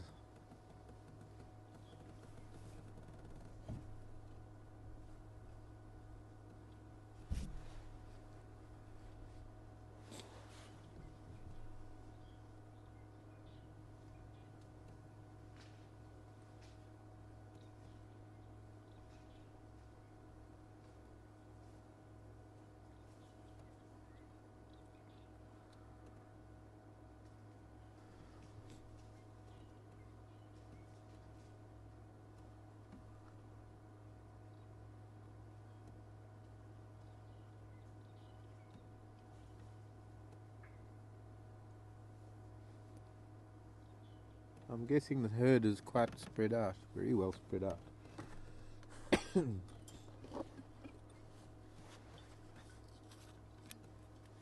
Want some water? Mine.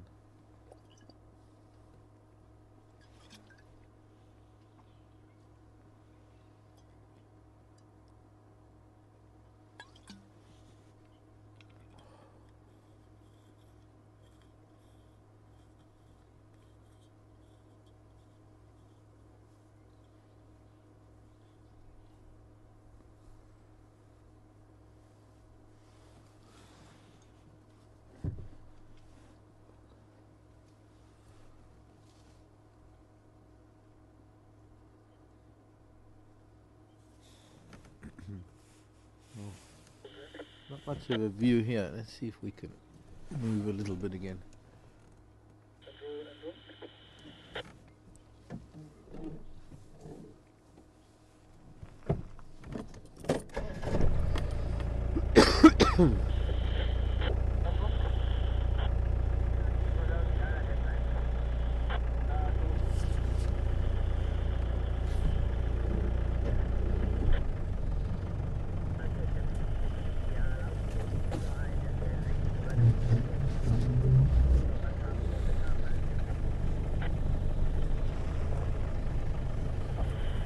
Hello everyone.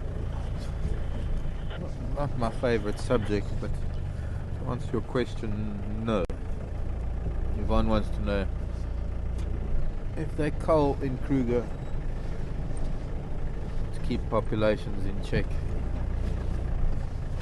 Not for many years now, Yvonne, although there is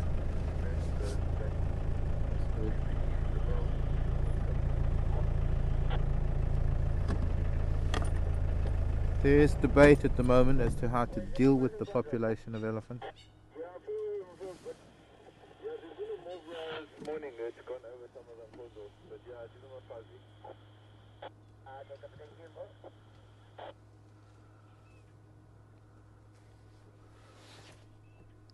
Ephraim, come in.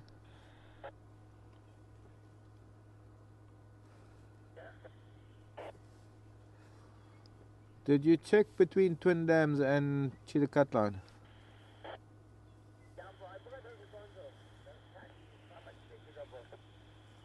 Alright, thanks.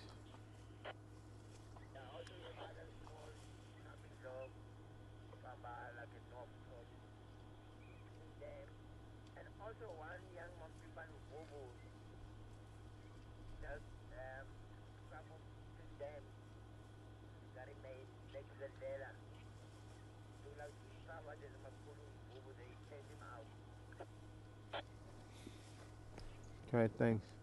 Yeah, I'm with Shambi and Globe now on Central Road, west of Drakensberg. So that was probably Tundi, those leopard tracks. No, there've been reports that they're going to resume culling in Kruger, but they haven't, as far as I know. I don't know what the status is now. I also heard that they were going to address the elephant issue in 3 ways. They were going to divide the Kruger up into 3 different regions, and they were going to try 3 different management methods. One of them being using birth control methods. I don't know how they're darting them, I guess. And but I'm not too sure where things are in terms of managing the population at the moment. Let's move up a little.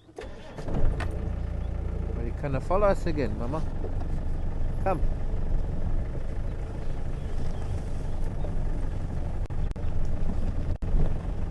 Keeping an eye on what we're doing and where we're going.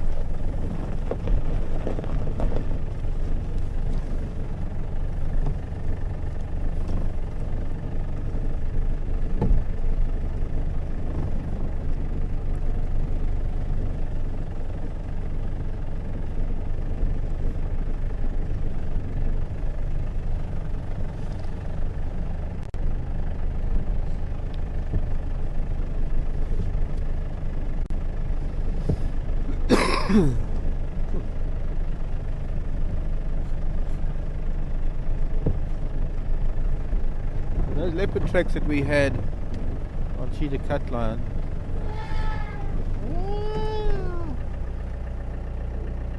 this is a mournful trumpet.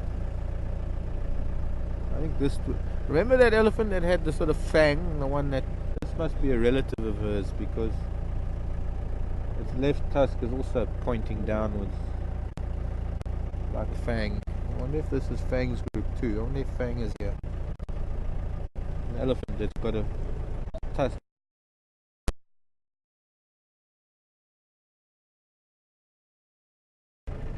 Black screen. Back again. I don't know why we're losing signal.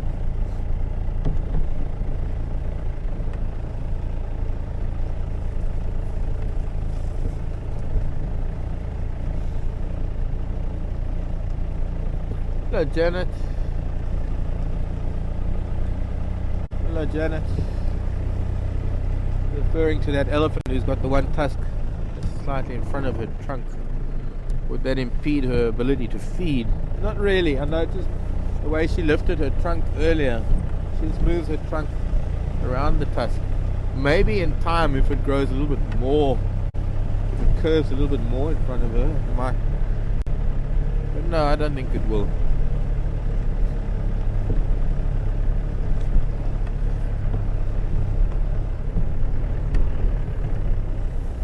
Well, seems they've all moved. So we'll see if we go back towards them again. Oh, who's that in the tree? Big bird.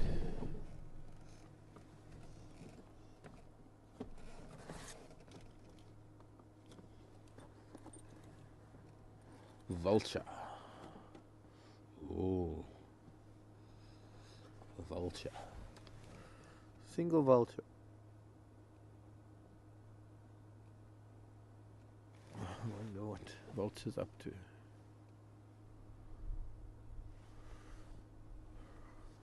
So far not attracting any other vultures.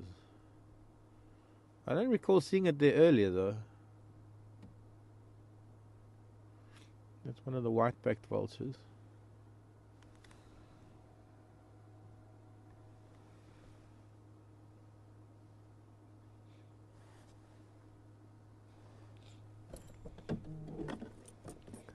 Okay, let's go down Drakensberg for a little way. And come back again. Maybe there are more vultures around.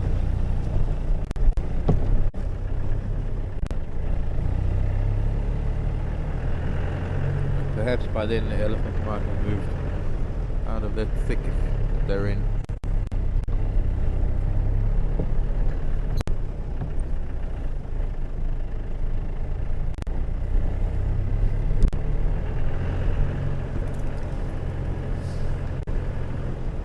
One or two elephants up here.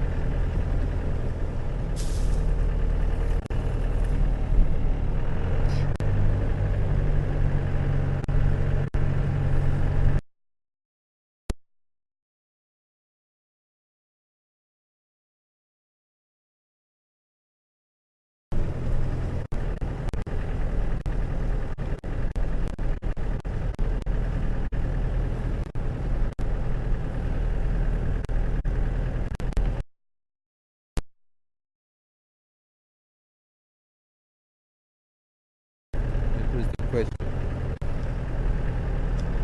Elephant groups.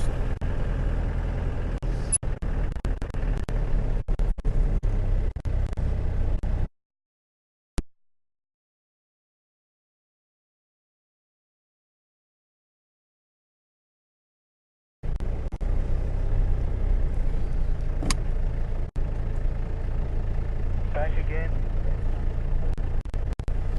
Was it doing this yesterday?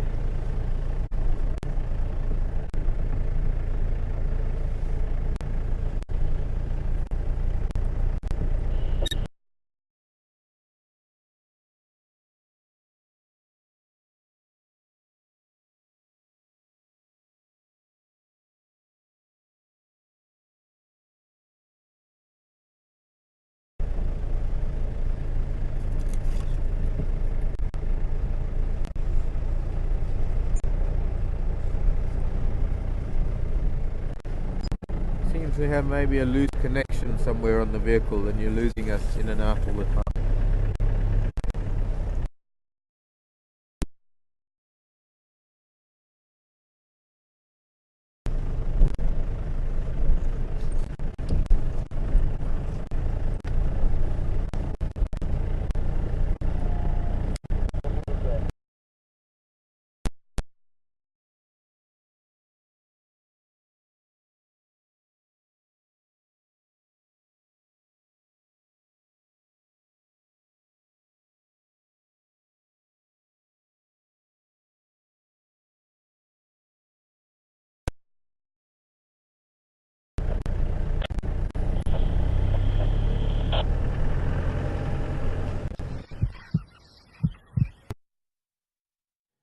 Hello everyone, this is Hadmer on Final Control.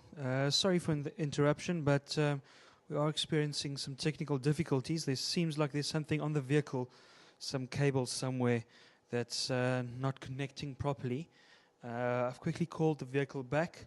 The guys will be back here in about 10 minutes or so. Then we're going to try and fix the problem, and then we'll go out with Mark again very soon. Sorry about this, please be patient, and we'll keep you up to date.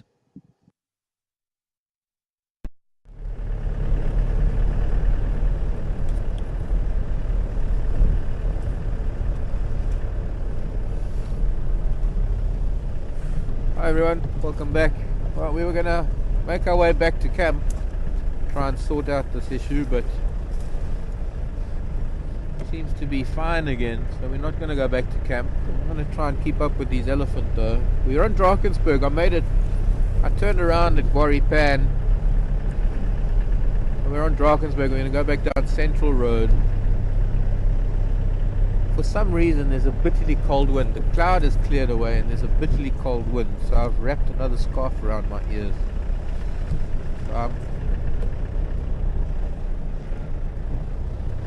Looks like I've just walked out of the North Pole. It's a bit difficult to turn around.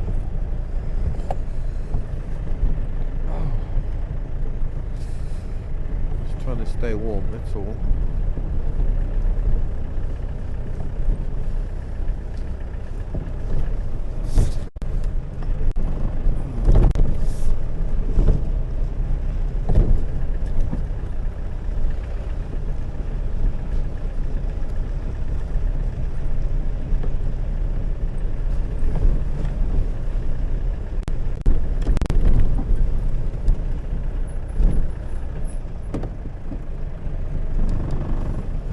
So now I think I was still answering a question earlier when we were starting to black out a bit, cut out. Do they have home rangers, or I think it was Stacey, if I'm not mistaken, Australia.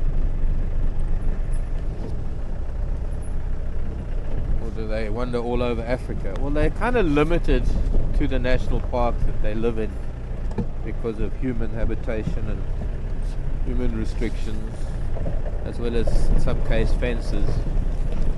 I mean, these elephants here in Kruger can wander, there they are now, down the road.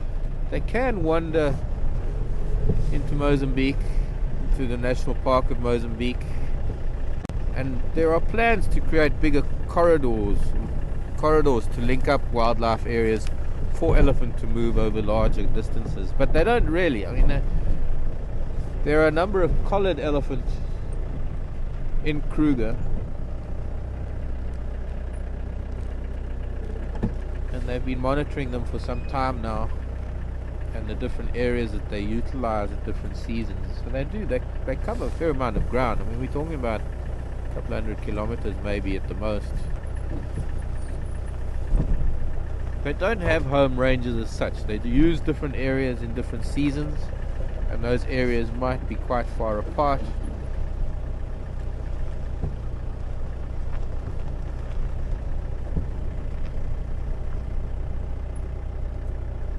But they don't have a home range or a territory as such.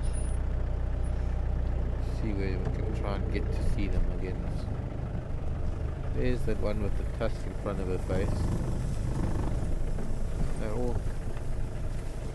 They're zigzagging, these elephants.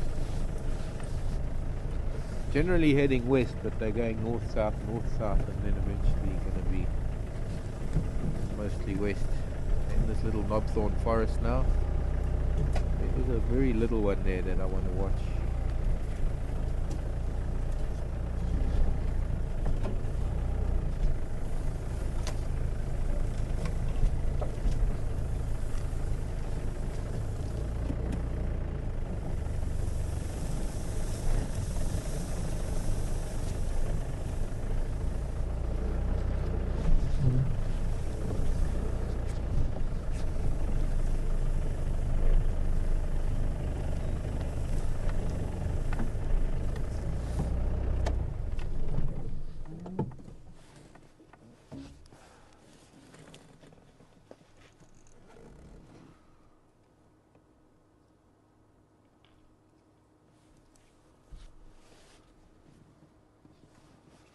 Not a great view of them, I'm afraid. But as they move, they're moving through different terrain.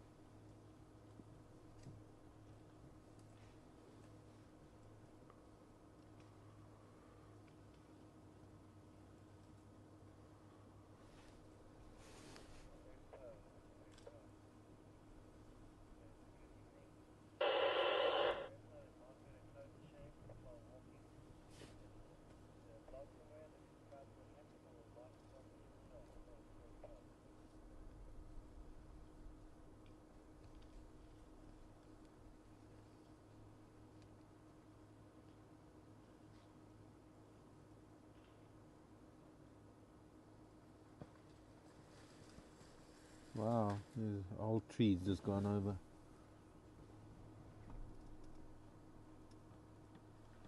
It's weird because a minute ago she was picking tiny little branch by tiny little branch from one of these knobthorns, and this is a little knobthorn thicket. And now she just pushed the whole tree over.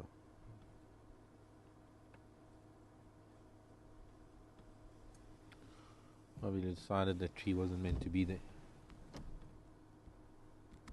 And she's going to pick at the branches of that tree that she just pushed.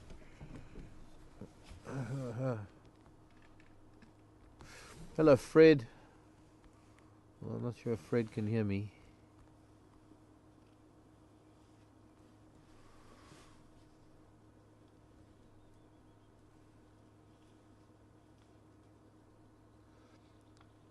I think somewhere there's a link to, or somewhere there's a. Fred was asking about an encounter I had with an elephant once. I remember, well, I did a fireside chat and I told everyone about it because I often get asked about it. So I kind of told the story on a fireside chat, and somebody posted that on YouTube or Facebook or something. I don't know where it is, Fred. It wasn't a blog about it though. I never blogged about it. I have written up the story. Haven't published it. Let's see, let's move a little bit. Or shall we carry on? I think these elements are moving into some thick stuff. Maybe we ought to leave. Okay.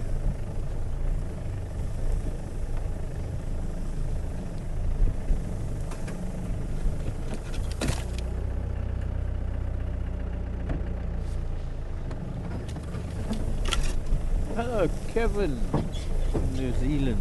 Nice to hear from you again, Kevin. Kevin's an ex-South African. Why would that elephant have no tusks? A genetic thing, Kevin. She that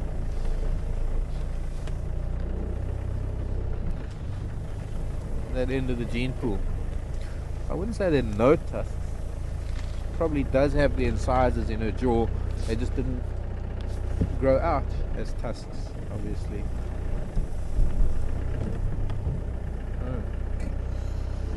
Bird has been plucked here. Franklin must have been killed or something.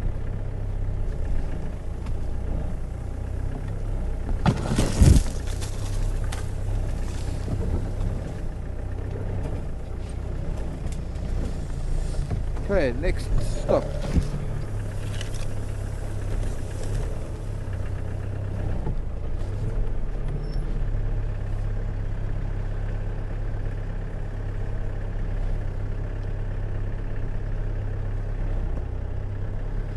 Annie, you heard there was a difference between Indian and African elephants.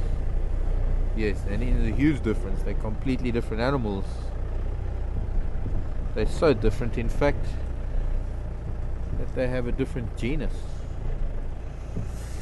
I think one of the strongest differences between an African and an elephant, well, the two main things are the size of the ears. Asian elephants don't have very big ears. They have very much smaller ears. When you look at the back of an Asian elephant versus the back of an African elephant, the Asian elephant is convex and the African elephant is concave. Asian elephants are very much smaller. I think there's a higher incidence of tusklessness amongst Asian elephant cows.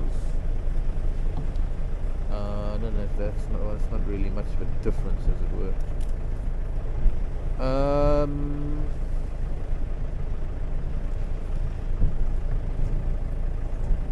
Very different.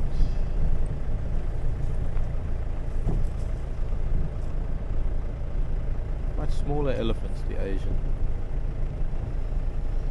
The tip of the trunk is very different. Our African elephants, they have two little lips on the tip of the trunk, two, like, well, we call them fingers. They're not really fingers, obviously, but the African elephant uses those two little lips on the tip of their trunk.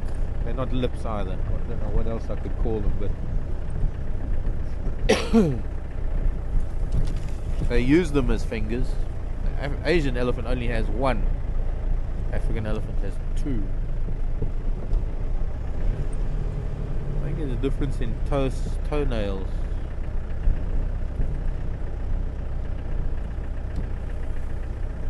I think the Asian elephant is closer related to the mastodons and mammoths than the African elephant.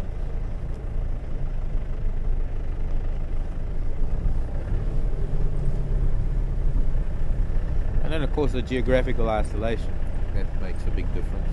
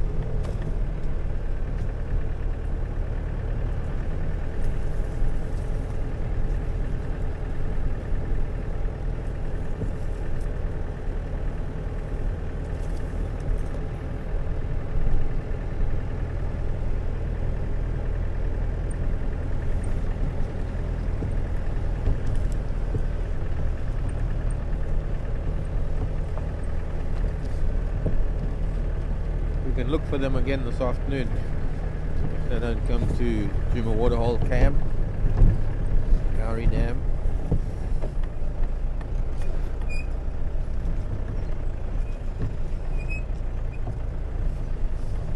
They are going to be needing water at some point, so it's either going to be Buffelshoek Dam or Gowrie Dam. This days they're closer to Buffelshoek Dam and tend to be maybe moving more towards Buffelshoek Dam. Well, actually, come to think of it, got these elephant drinking holes here in the riverbed. They could also drink here.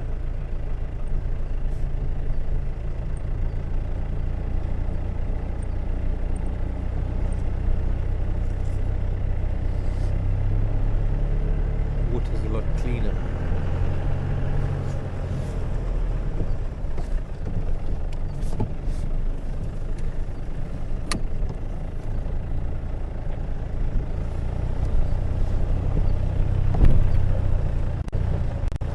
Station's leaving the Lockerbie and Glove, open lock, Central Road heading towards Milwaukee.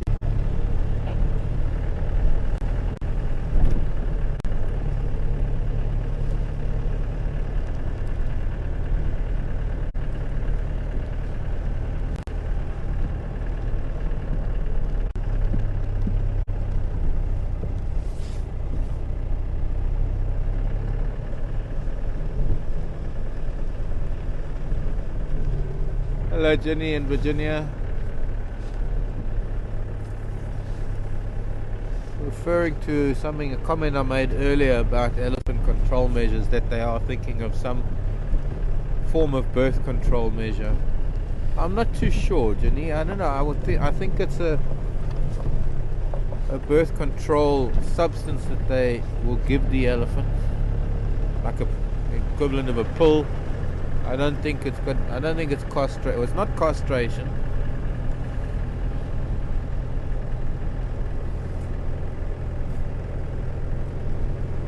But I mentioned it only in that it is something that is being considered.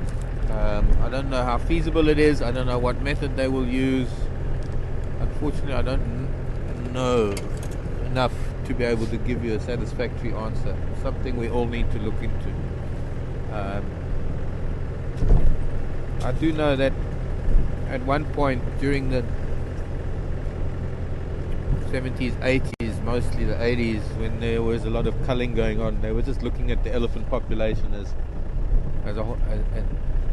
elephant. And they weren't taking into account the habitat and how they were utilizing the habitat, what was happening to the habitat. And they just sort of took numbers. Now there's a different way of looking at it. They're looking at managing the habitat as well as the elephant population. But My information is so old, I don't know how far they've got. When I say they, I'm talking about the national parks. All the squirrels. And what the plan is for elephant population management. There was an attempt in increasing the size of the area. Well, the size of the area is increasing all the time. I mean, we've got more private areas on the western edge of Kruger that are now incorporated into Kruger. Just a matter of the elephants moving into these areas. I mean, elephants could... a lot of opportunity here for elephants. People would stop cutting trees. Unbelievable.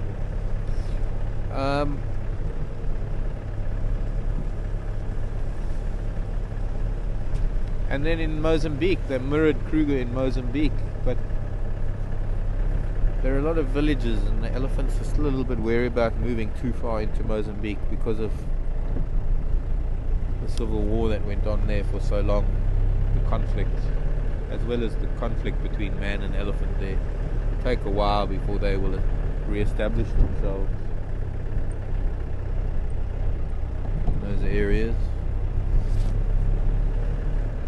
And we're talking about a lot of elephant, and while elephant can be translocated, and that's the only way to do that would be to take an entire herd of elephants and put them on a truck. That's very costly. It's logistically an incredible operation. And then of course the places to take them to. Discrepancy. In some parts of Africa, elephant have been wiped out, and here in southern Africa, elephant populations have been protected to the point where their numbers have reached, I don't know if it's carrying capacity, but certainly their numbers have reached healthy proportion.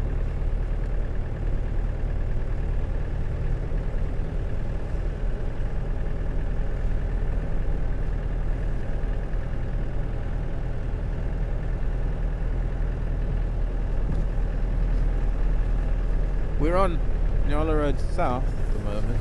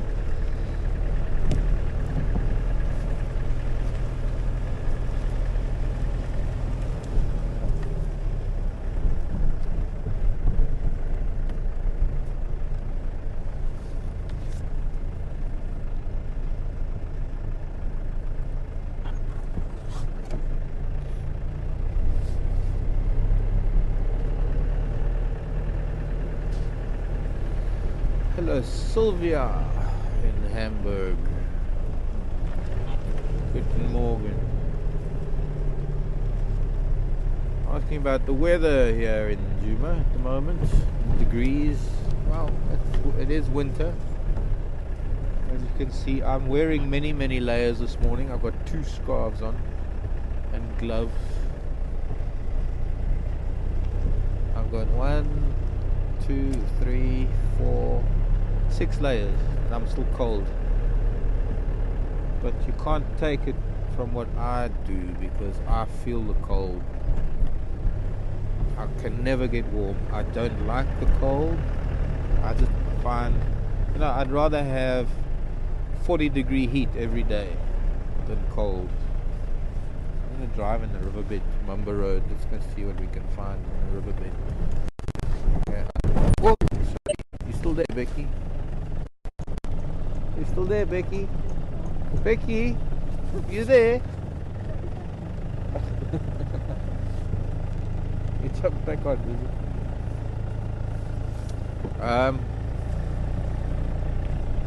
Degrees, it's probably, I don't know, maybe 10 degrees now, 10, 12 degrees. I just feel a lot colder than most people. I can never get warm once I'm cold. And yeah, layers don't help much. Make it difficult to move.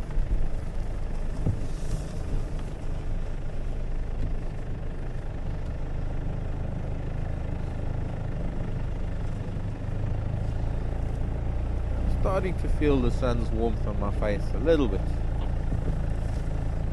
And from about now, I'd say it'll start warming up nicely. This cloud has burnt away completely. Lovely blue skies. And I think our daytime temperature can go up to 20, maybe even 22, 23 degrees.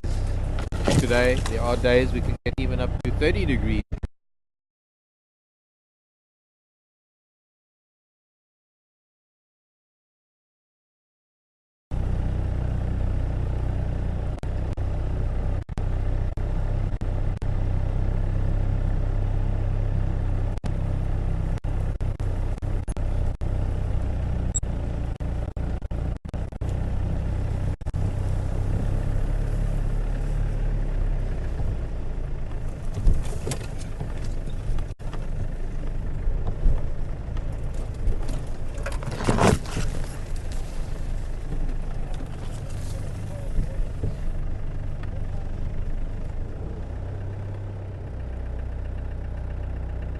Portion of what?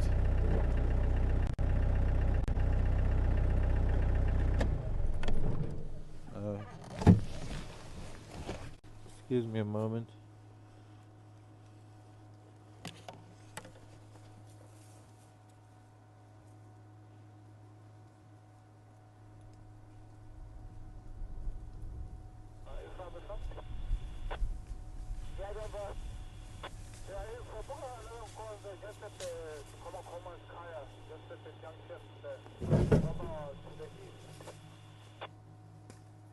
Okay, that might be the same concept because we're on a block here towards this Kaya. Might be the same one. Maybe if you can check most of there. I don't know if this one down towards the camp there. And then probably if someone told you those two dams. Yeah, just move up right at the junction of Koma there. Just at the southern side of Kaya there. Okay, copy. Yeah, I'll be coming around that side.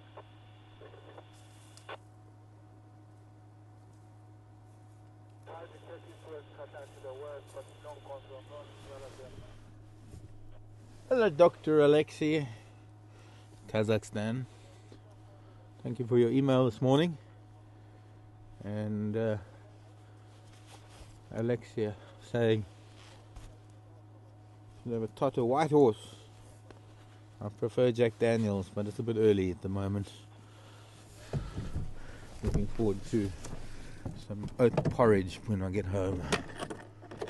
A bowl of hot porridge. Jungle oats. You get jungle oats in New Zealand, Kevin? Or anything similar?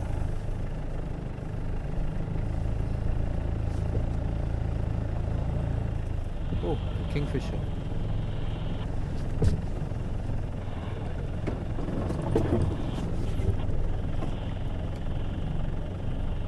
Can we see you, kingfisher? No.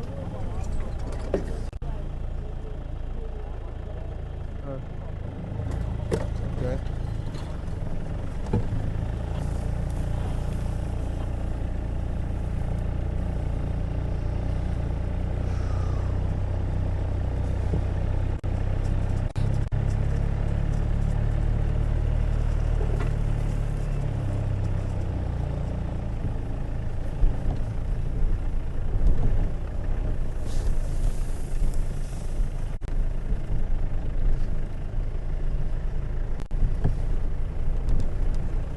Hello, Stacy.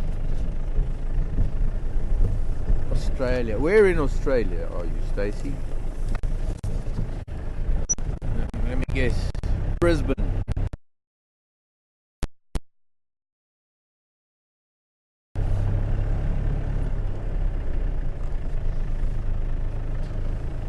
How long have I been here? Fresh elephant.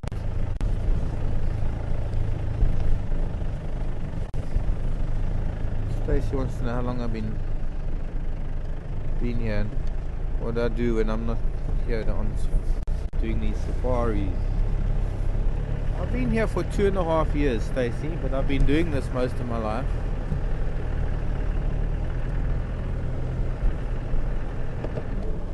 "25 years ago I was taking people around the bush at home where I live in the Timbavati, and then I joined up with the game lodge and started guiding in a game lodge.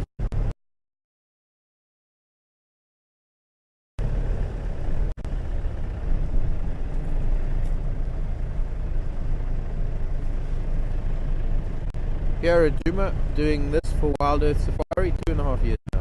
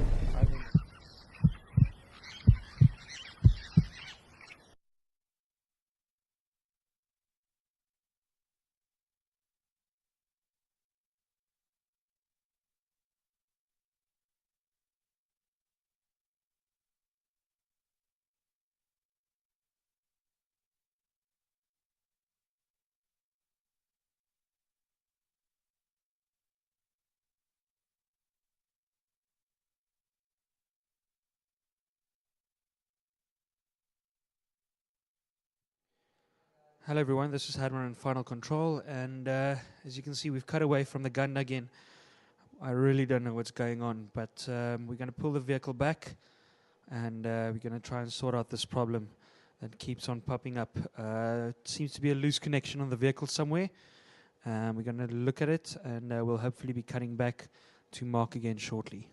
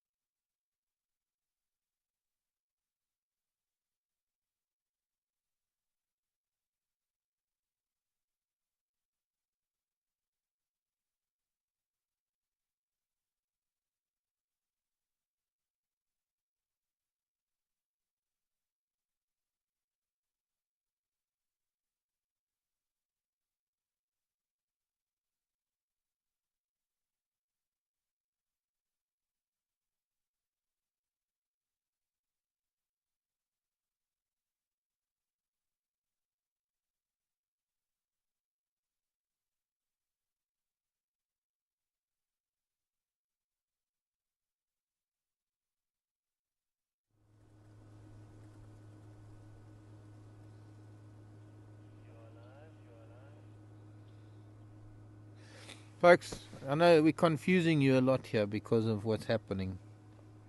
And, well, welcome back. When we stop, things are fine.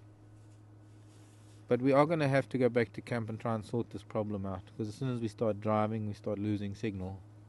And there's something wrong on the vehicle. This is in Nyala Bull. We are on Twin Dams Road. We're almost at Chelapan. We've just come past Chelapan. And we're going through the dip. The riverbed in front of us, this little stream bed, is what comes from Philemon's Dip. Now this Nyala Bull is a Nyala Bull that's been right outside the door of FC. And he's a very distinctive Nyala Bull because he's got a huge piece of his left ear that is torn and hangs down. You can see that. He's a big bull. Oh, the elephant down in the riverbed near the dam too. Elephant screaming. But look at that. You can see that tear of his ear. The reason why he's quite happy with us so close to him is because this is a bull that spent a lot of time in camp in Vuyatela Lodge, seen people moving around. I wouldn't be surprised if I got out of the vehicle, he wouldn't really move away very far. Quite accustomed to people. The other alternative, what I can think is, because I think we don't have much time left of drive anyway, is rather than go back to camp, I mean, it seems to be fine. I don't know if Herman will agree with me, but we have been confusing you with, we're coming back to camp and then the signal is fine. And maybe if we go, maybe we can find these other elephant, or we'll just go to Gowrie Dam and we'll just sit there in one place until the end of drive, and then after drive we can sort out our problem. So we might be breaking up and going black screen a little bit as we drive towards the dam. We're also hearing some elephant. There are two Nyala bulls here, by the way. There's one lying down on my right, chewing the cud. Other than that, what we'll do is we'll get to the dam and maybe just sit quietly for 20 minutes, and I'll take some questions and we can see what we can see from the dam, try and point out some different things, and then maybe sort things out afterwards. Otherwise it cuts the drive short.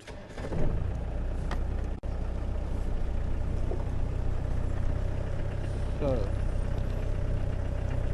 is that a third bull or is that one that we should take? I've seen up to 7 big Nyala bulls together around Gowrie Dam before.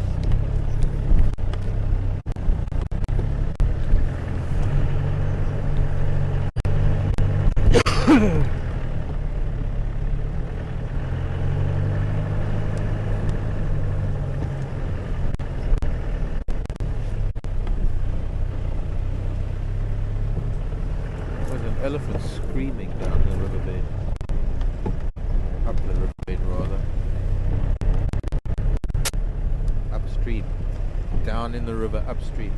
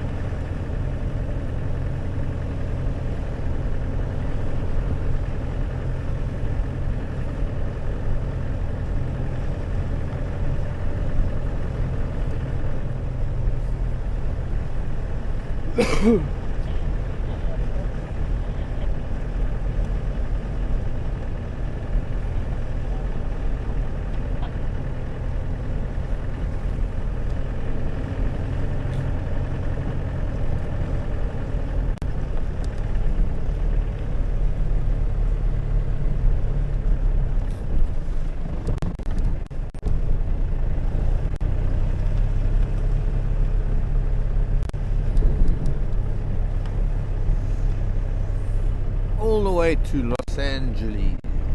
Hello, Wendy. Nice to hear from you.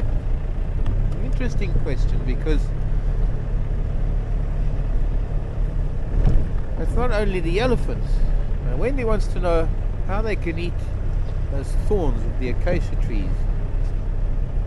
Oh, it's not only the thorns of the acacias, Wendy, there's the thorns of the buffalo thorn.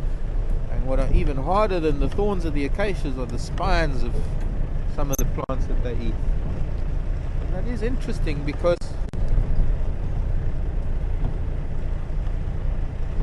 well, the thorns and spines of these trees have developed because animals eat on those particular trees. And when you look at something like this, called a magic guarri, aren't any thorns at all. You'd think that it would be better to eat these leaves. But you see, these leaves don't have to have a physical defense because they've got very hard leathery leaves and it's very high in tannin, so it's a little bit bitter.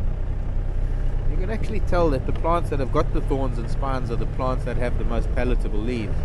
Now, as the plants develop these thorns and spines to protect themselves, as a physical protection against utilization by animals, the animals obviously had to adapt to these kind of changes. So they just developed very thick tongues, very thick lips, palates that are able to withstand being punctured by thorns.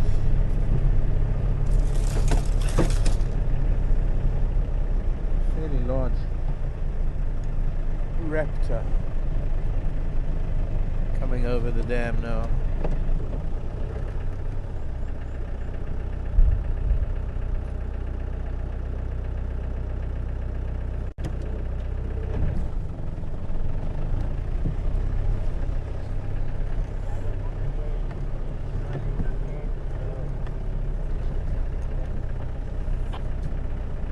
I don't know where that raptor went.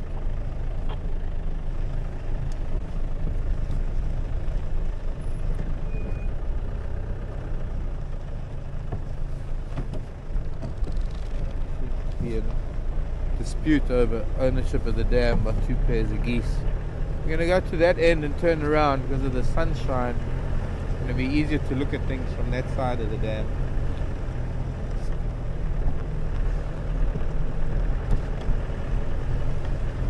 Oh, greenback parrot just flew away from me.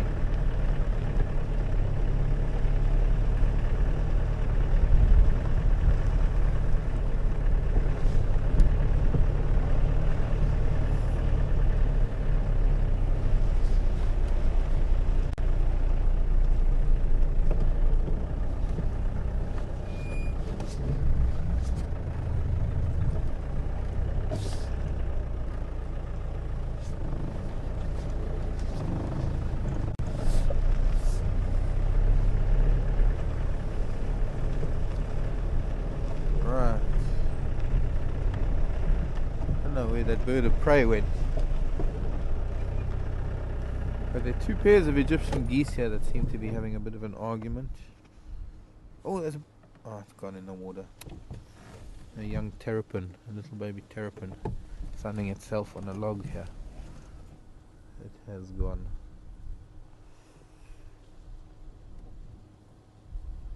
Starting to look very drab and brown around the edge of the dam.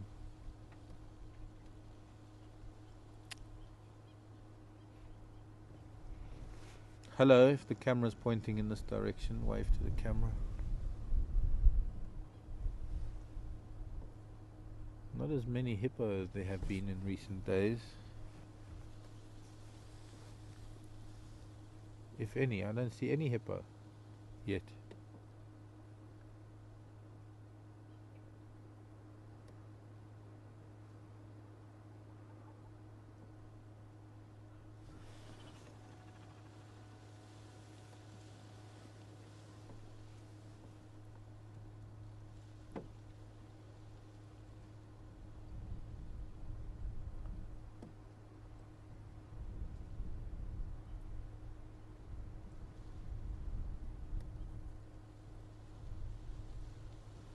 Quite a strong breeze picking up.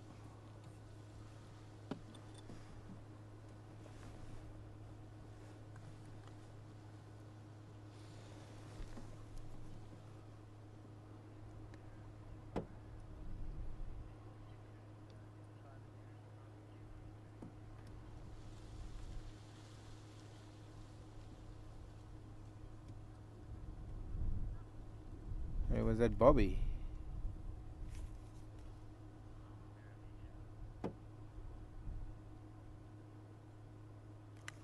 Bobby from Vero Beach in Florida. The nearest town to reference for the weather for a weather report. You might be able to pick up Hluvukani. I think Sipiwe manages to find Dixie. Look at these geese. These geese are having quite a game. They can get so involved in things that they won't notice the leopard coming out of the bush to grab one of them. Bobby, it's difficult because, you know, the big towns like Nelspruit are going to have different weather to us, and Hoedspruit will have different weather to us. So I guess it's possible to reference a town like Hluvukani, Hluvukani, Hluvukani. I do know Sipiwe manages to get a weather report for Dixie, also on AccuWeather. Depends on which weather channel you're looking at.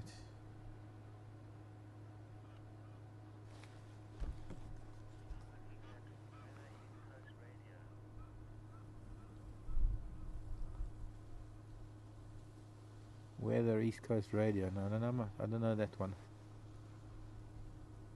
Weather Underground, AccuWeather, or SA Weather.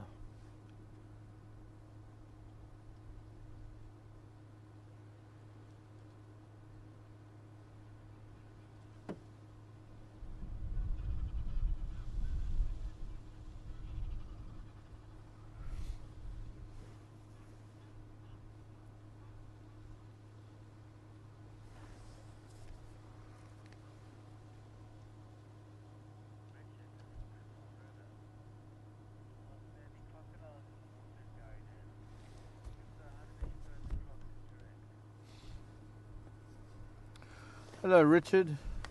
Are there any crocodiles in the dam here? Not anymore. We had a crocodile throughout summer. He seemed to have gone back to, well, I don't know, to another dam or to the river. I don't know where crocodile went to, I'm afraid. Richard was asking how hippos and crocs interact. You have to take into account that hippos and crocs have been living together for a few million years now. Well, in fact, hippos would have, in terms of the way things work, crocodiles have always been in the water. Hippos not. Hippos would have taken to the water only in the last couple of million years. Okay, just going to do a battery change in the camera.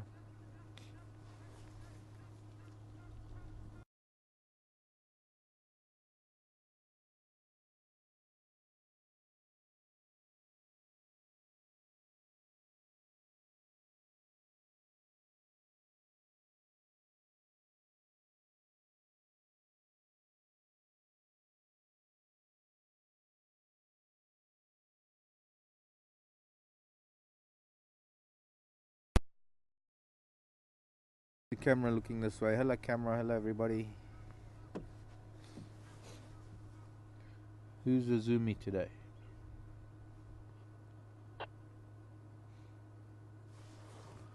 But if you consider, Bobby, that crocodiles and hippos have been coexisting for a couple of million years. They do. I mean, it varies. I mean, it depends on the place. It depends on the populations of crocodiles and hippos, and sometimes you'll find them sharing a sandbank. I've seen on the Zambezi River and on the Rufiji River sharing a sandbank, but then I've also seen hippos chasing crocodiles away so that they can have the sandbank. So it varies. I think they tolerate each other.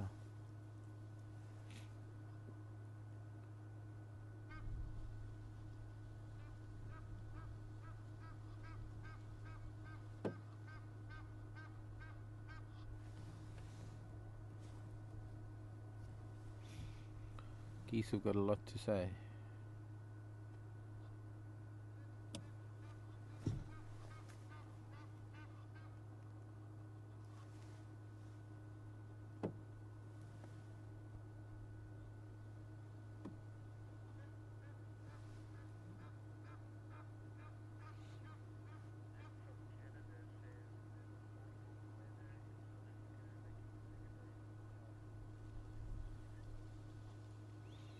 Thanks, Lynn in Canada. There's a weather essay. Is it weather essay? It gives a 6-day forecast.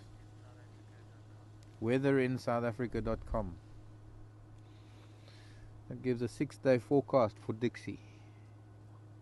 Thank you, Lynn.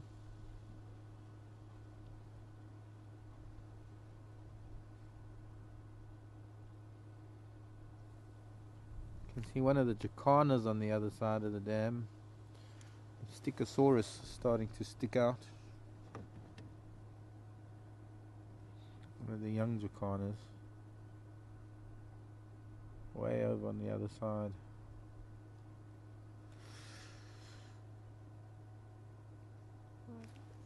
Pardon? Can you see it? You see where that stick is sticking out? Oh, There's a dabchick next to the stick. The stick is an aquatic dinosaur known as a Stichosaurus. It's unique and it's the last one left in the world.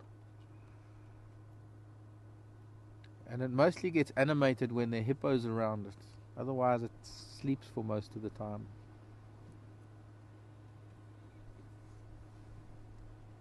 But there in the background is one of the young jacanas with the, well, it's gone underwater now, the lesser grebe or dabchick. Let's roll forward. There was a green-backed heron on the edge of the dam a little bit further forward where these geese are coming to. Let's see what else we can find. There's a huge terrapin in the water just in front of me. And maybe we'll see one of the monitors sunning themselves on this vegetation.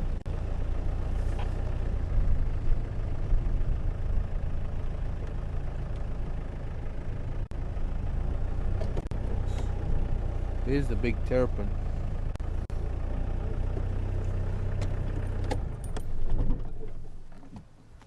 Algae covered back.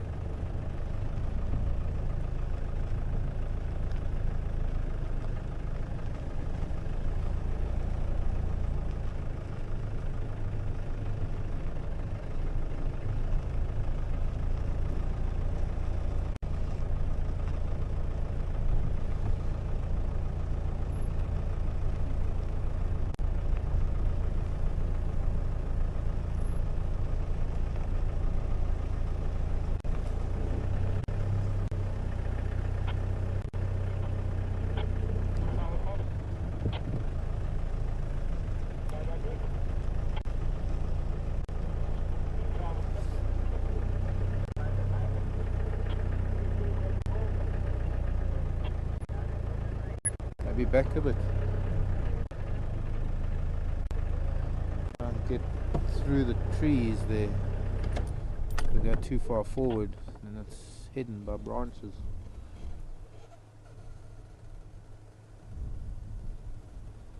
Hello, heron.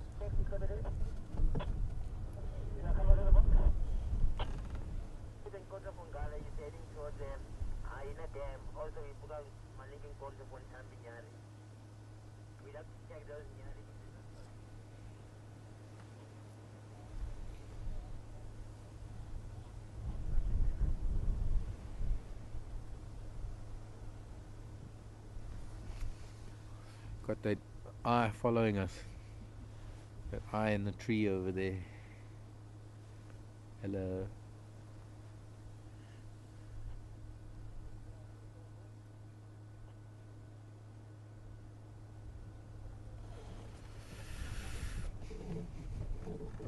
Well, with this cold wind, it's going to keep animals in the drainage lines.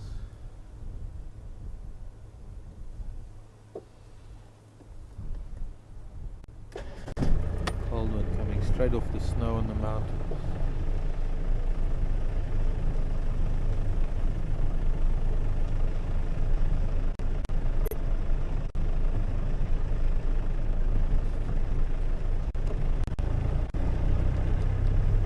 Well, I think there is a hippo there actually next to the Stichosaurus.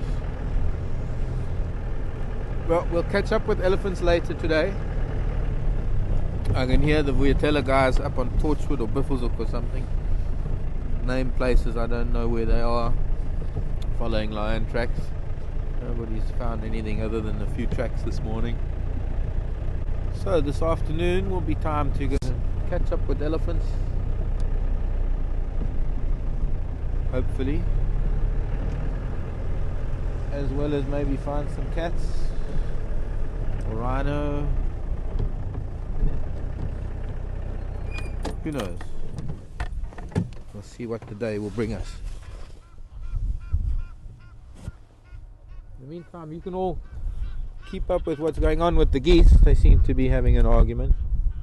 It's an important thing to watch. The last time we had geese, well, not the last time, but there was one time, it was at least a year ago, or even more. I think Mission and Duna were only about a year old at the time. Can't remember when it was. But there were two pairs of geese having a huge argument here at the dam, and Induna came rushing out of the bushes and grabbed one of them, and we caught the whole thing on camera from the dam camera. One of the Zoomy, this Zoomy. I was zooming at the time, I think, and then we managed to come and find things afterwards. Thank you very much for joining me this morning, and thanks Becky on camera. My name is Mark. Herman and Daniel been in final control, and we'll see you again later this afternoon at 3:30 Central African time. It's going to be about 9:30, I think, Eastern, and 6:30 in the morning Pacific, if I'm not mistaken, something like that. That sounds about right. So, this afternoon, do join us, and thanks for joining us now. From all of us here at Wilder Safari, bye-bye everyone. See you later.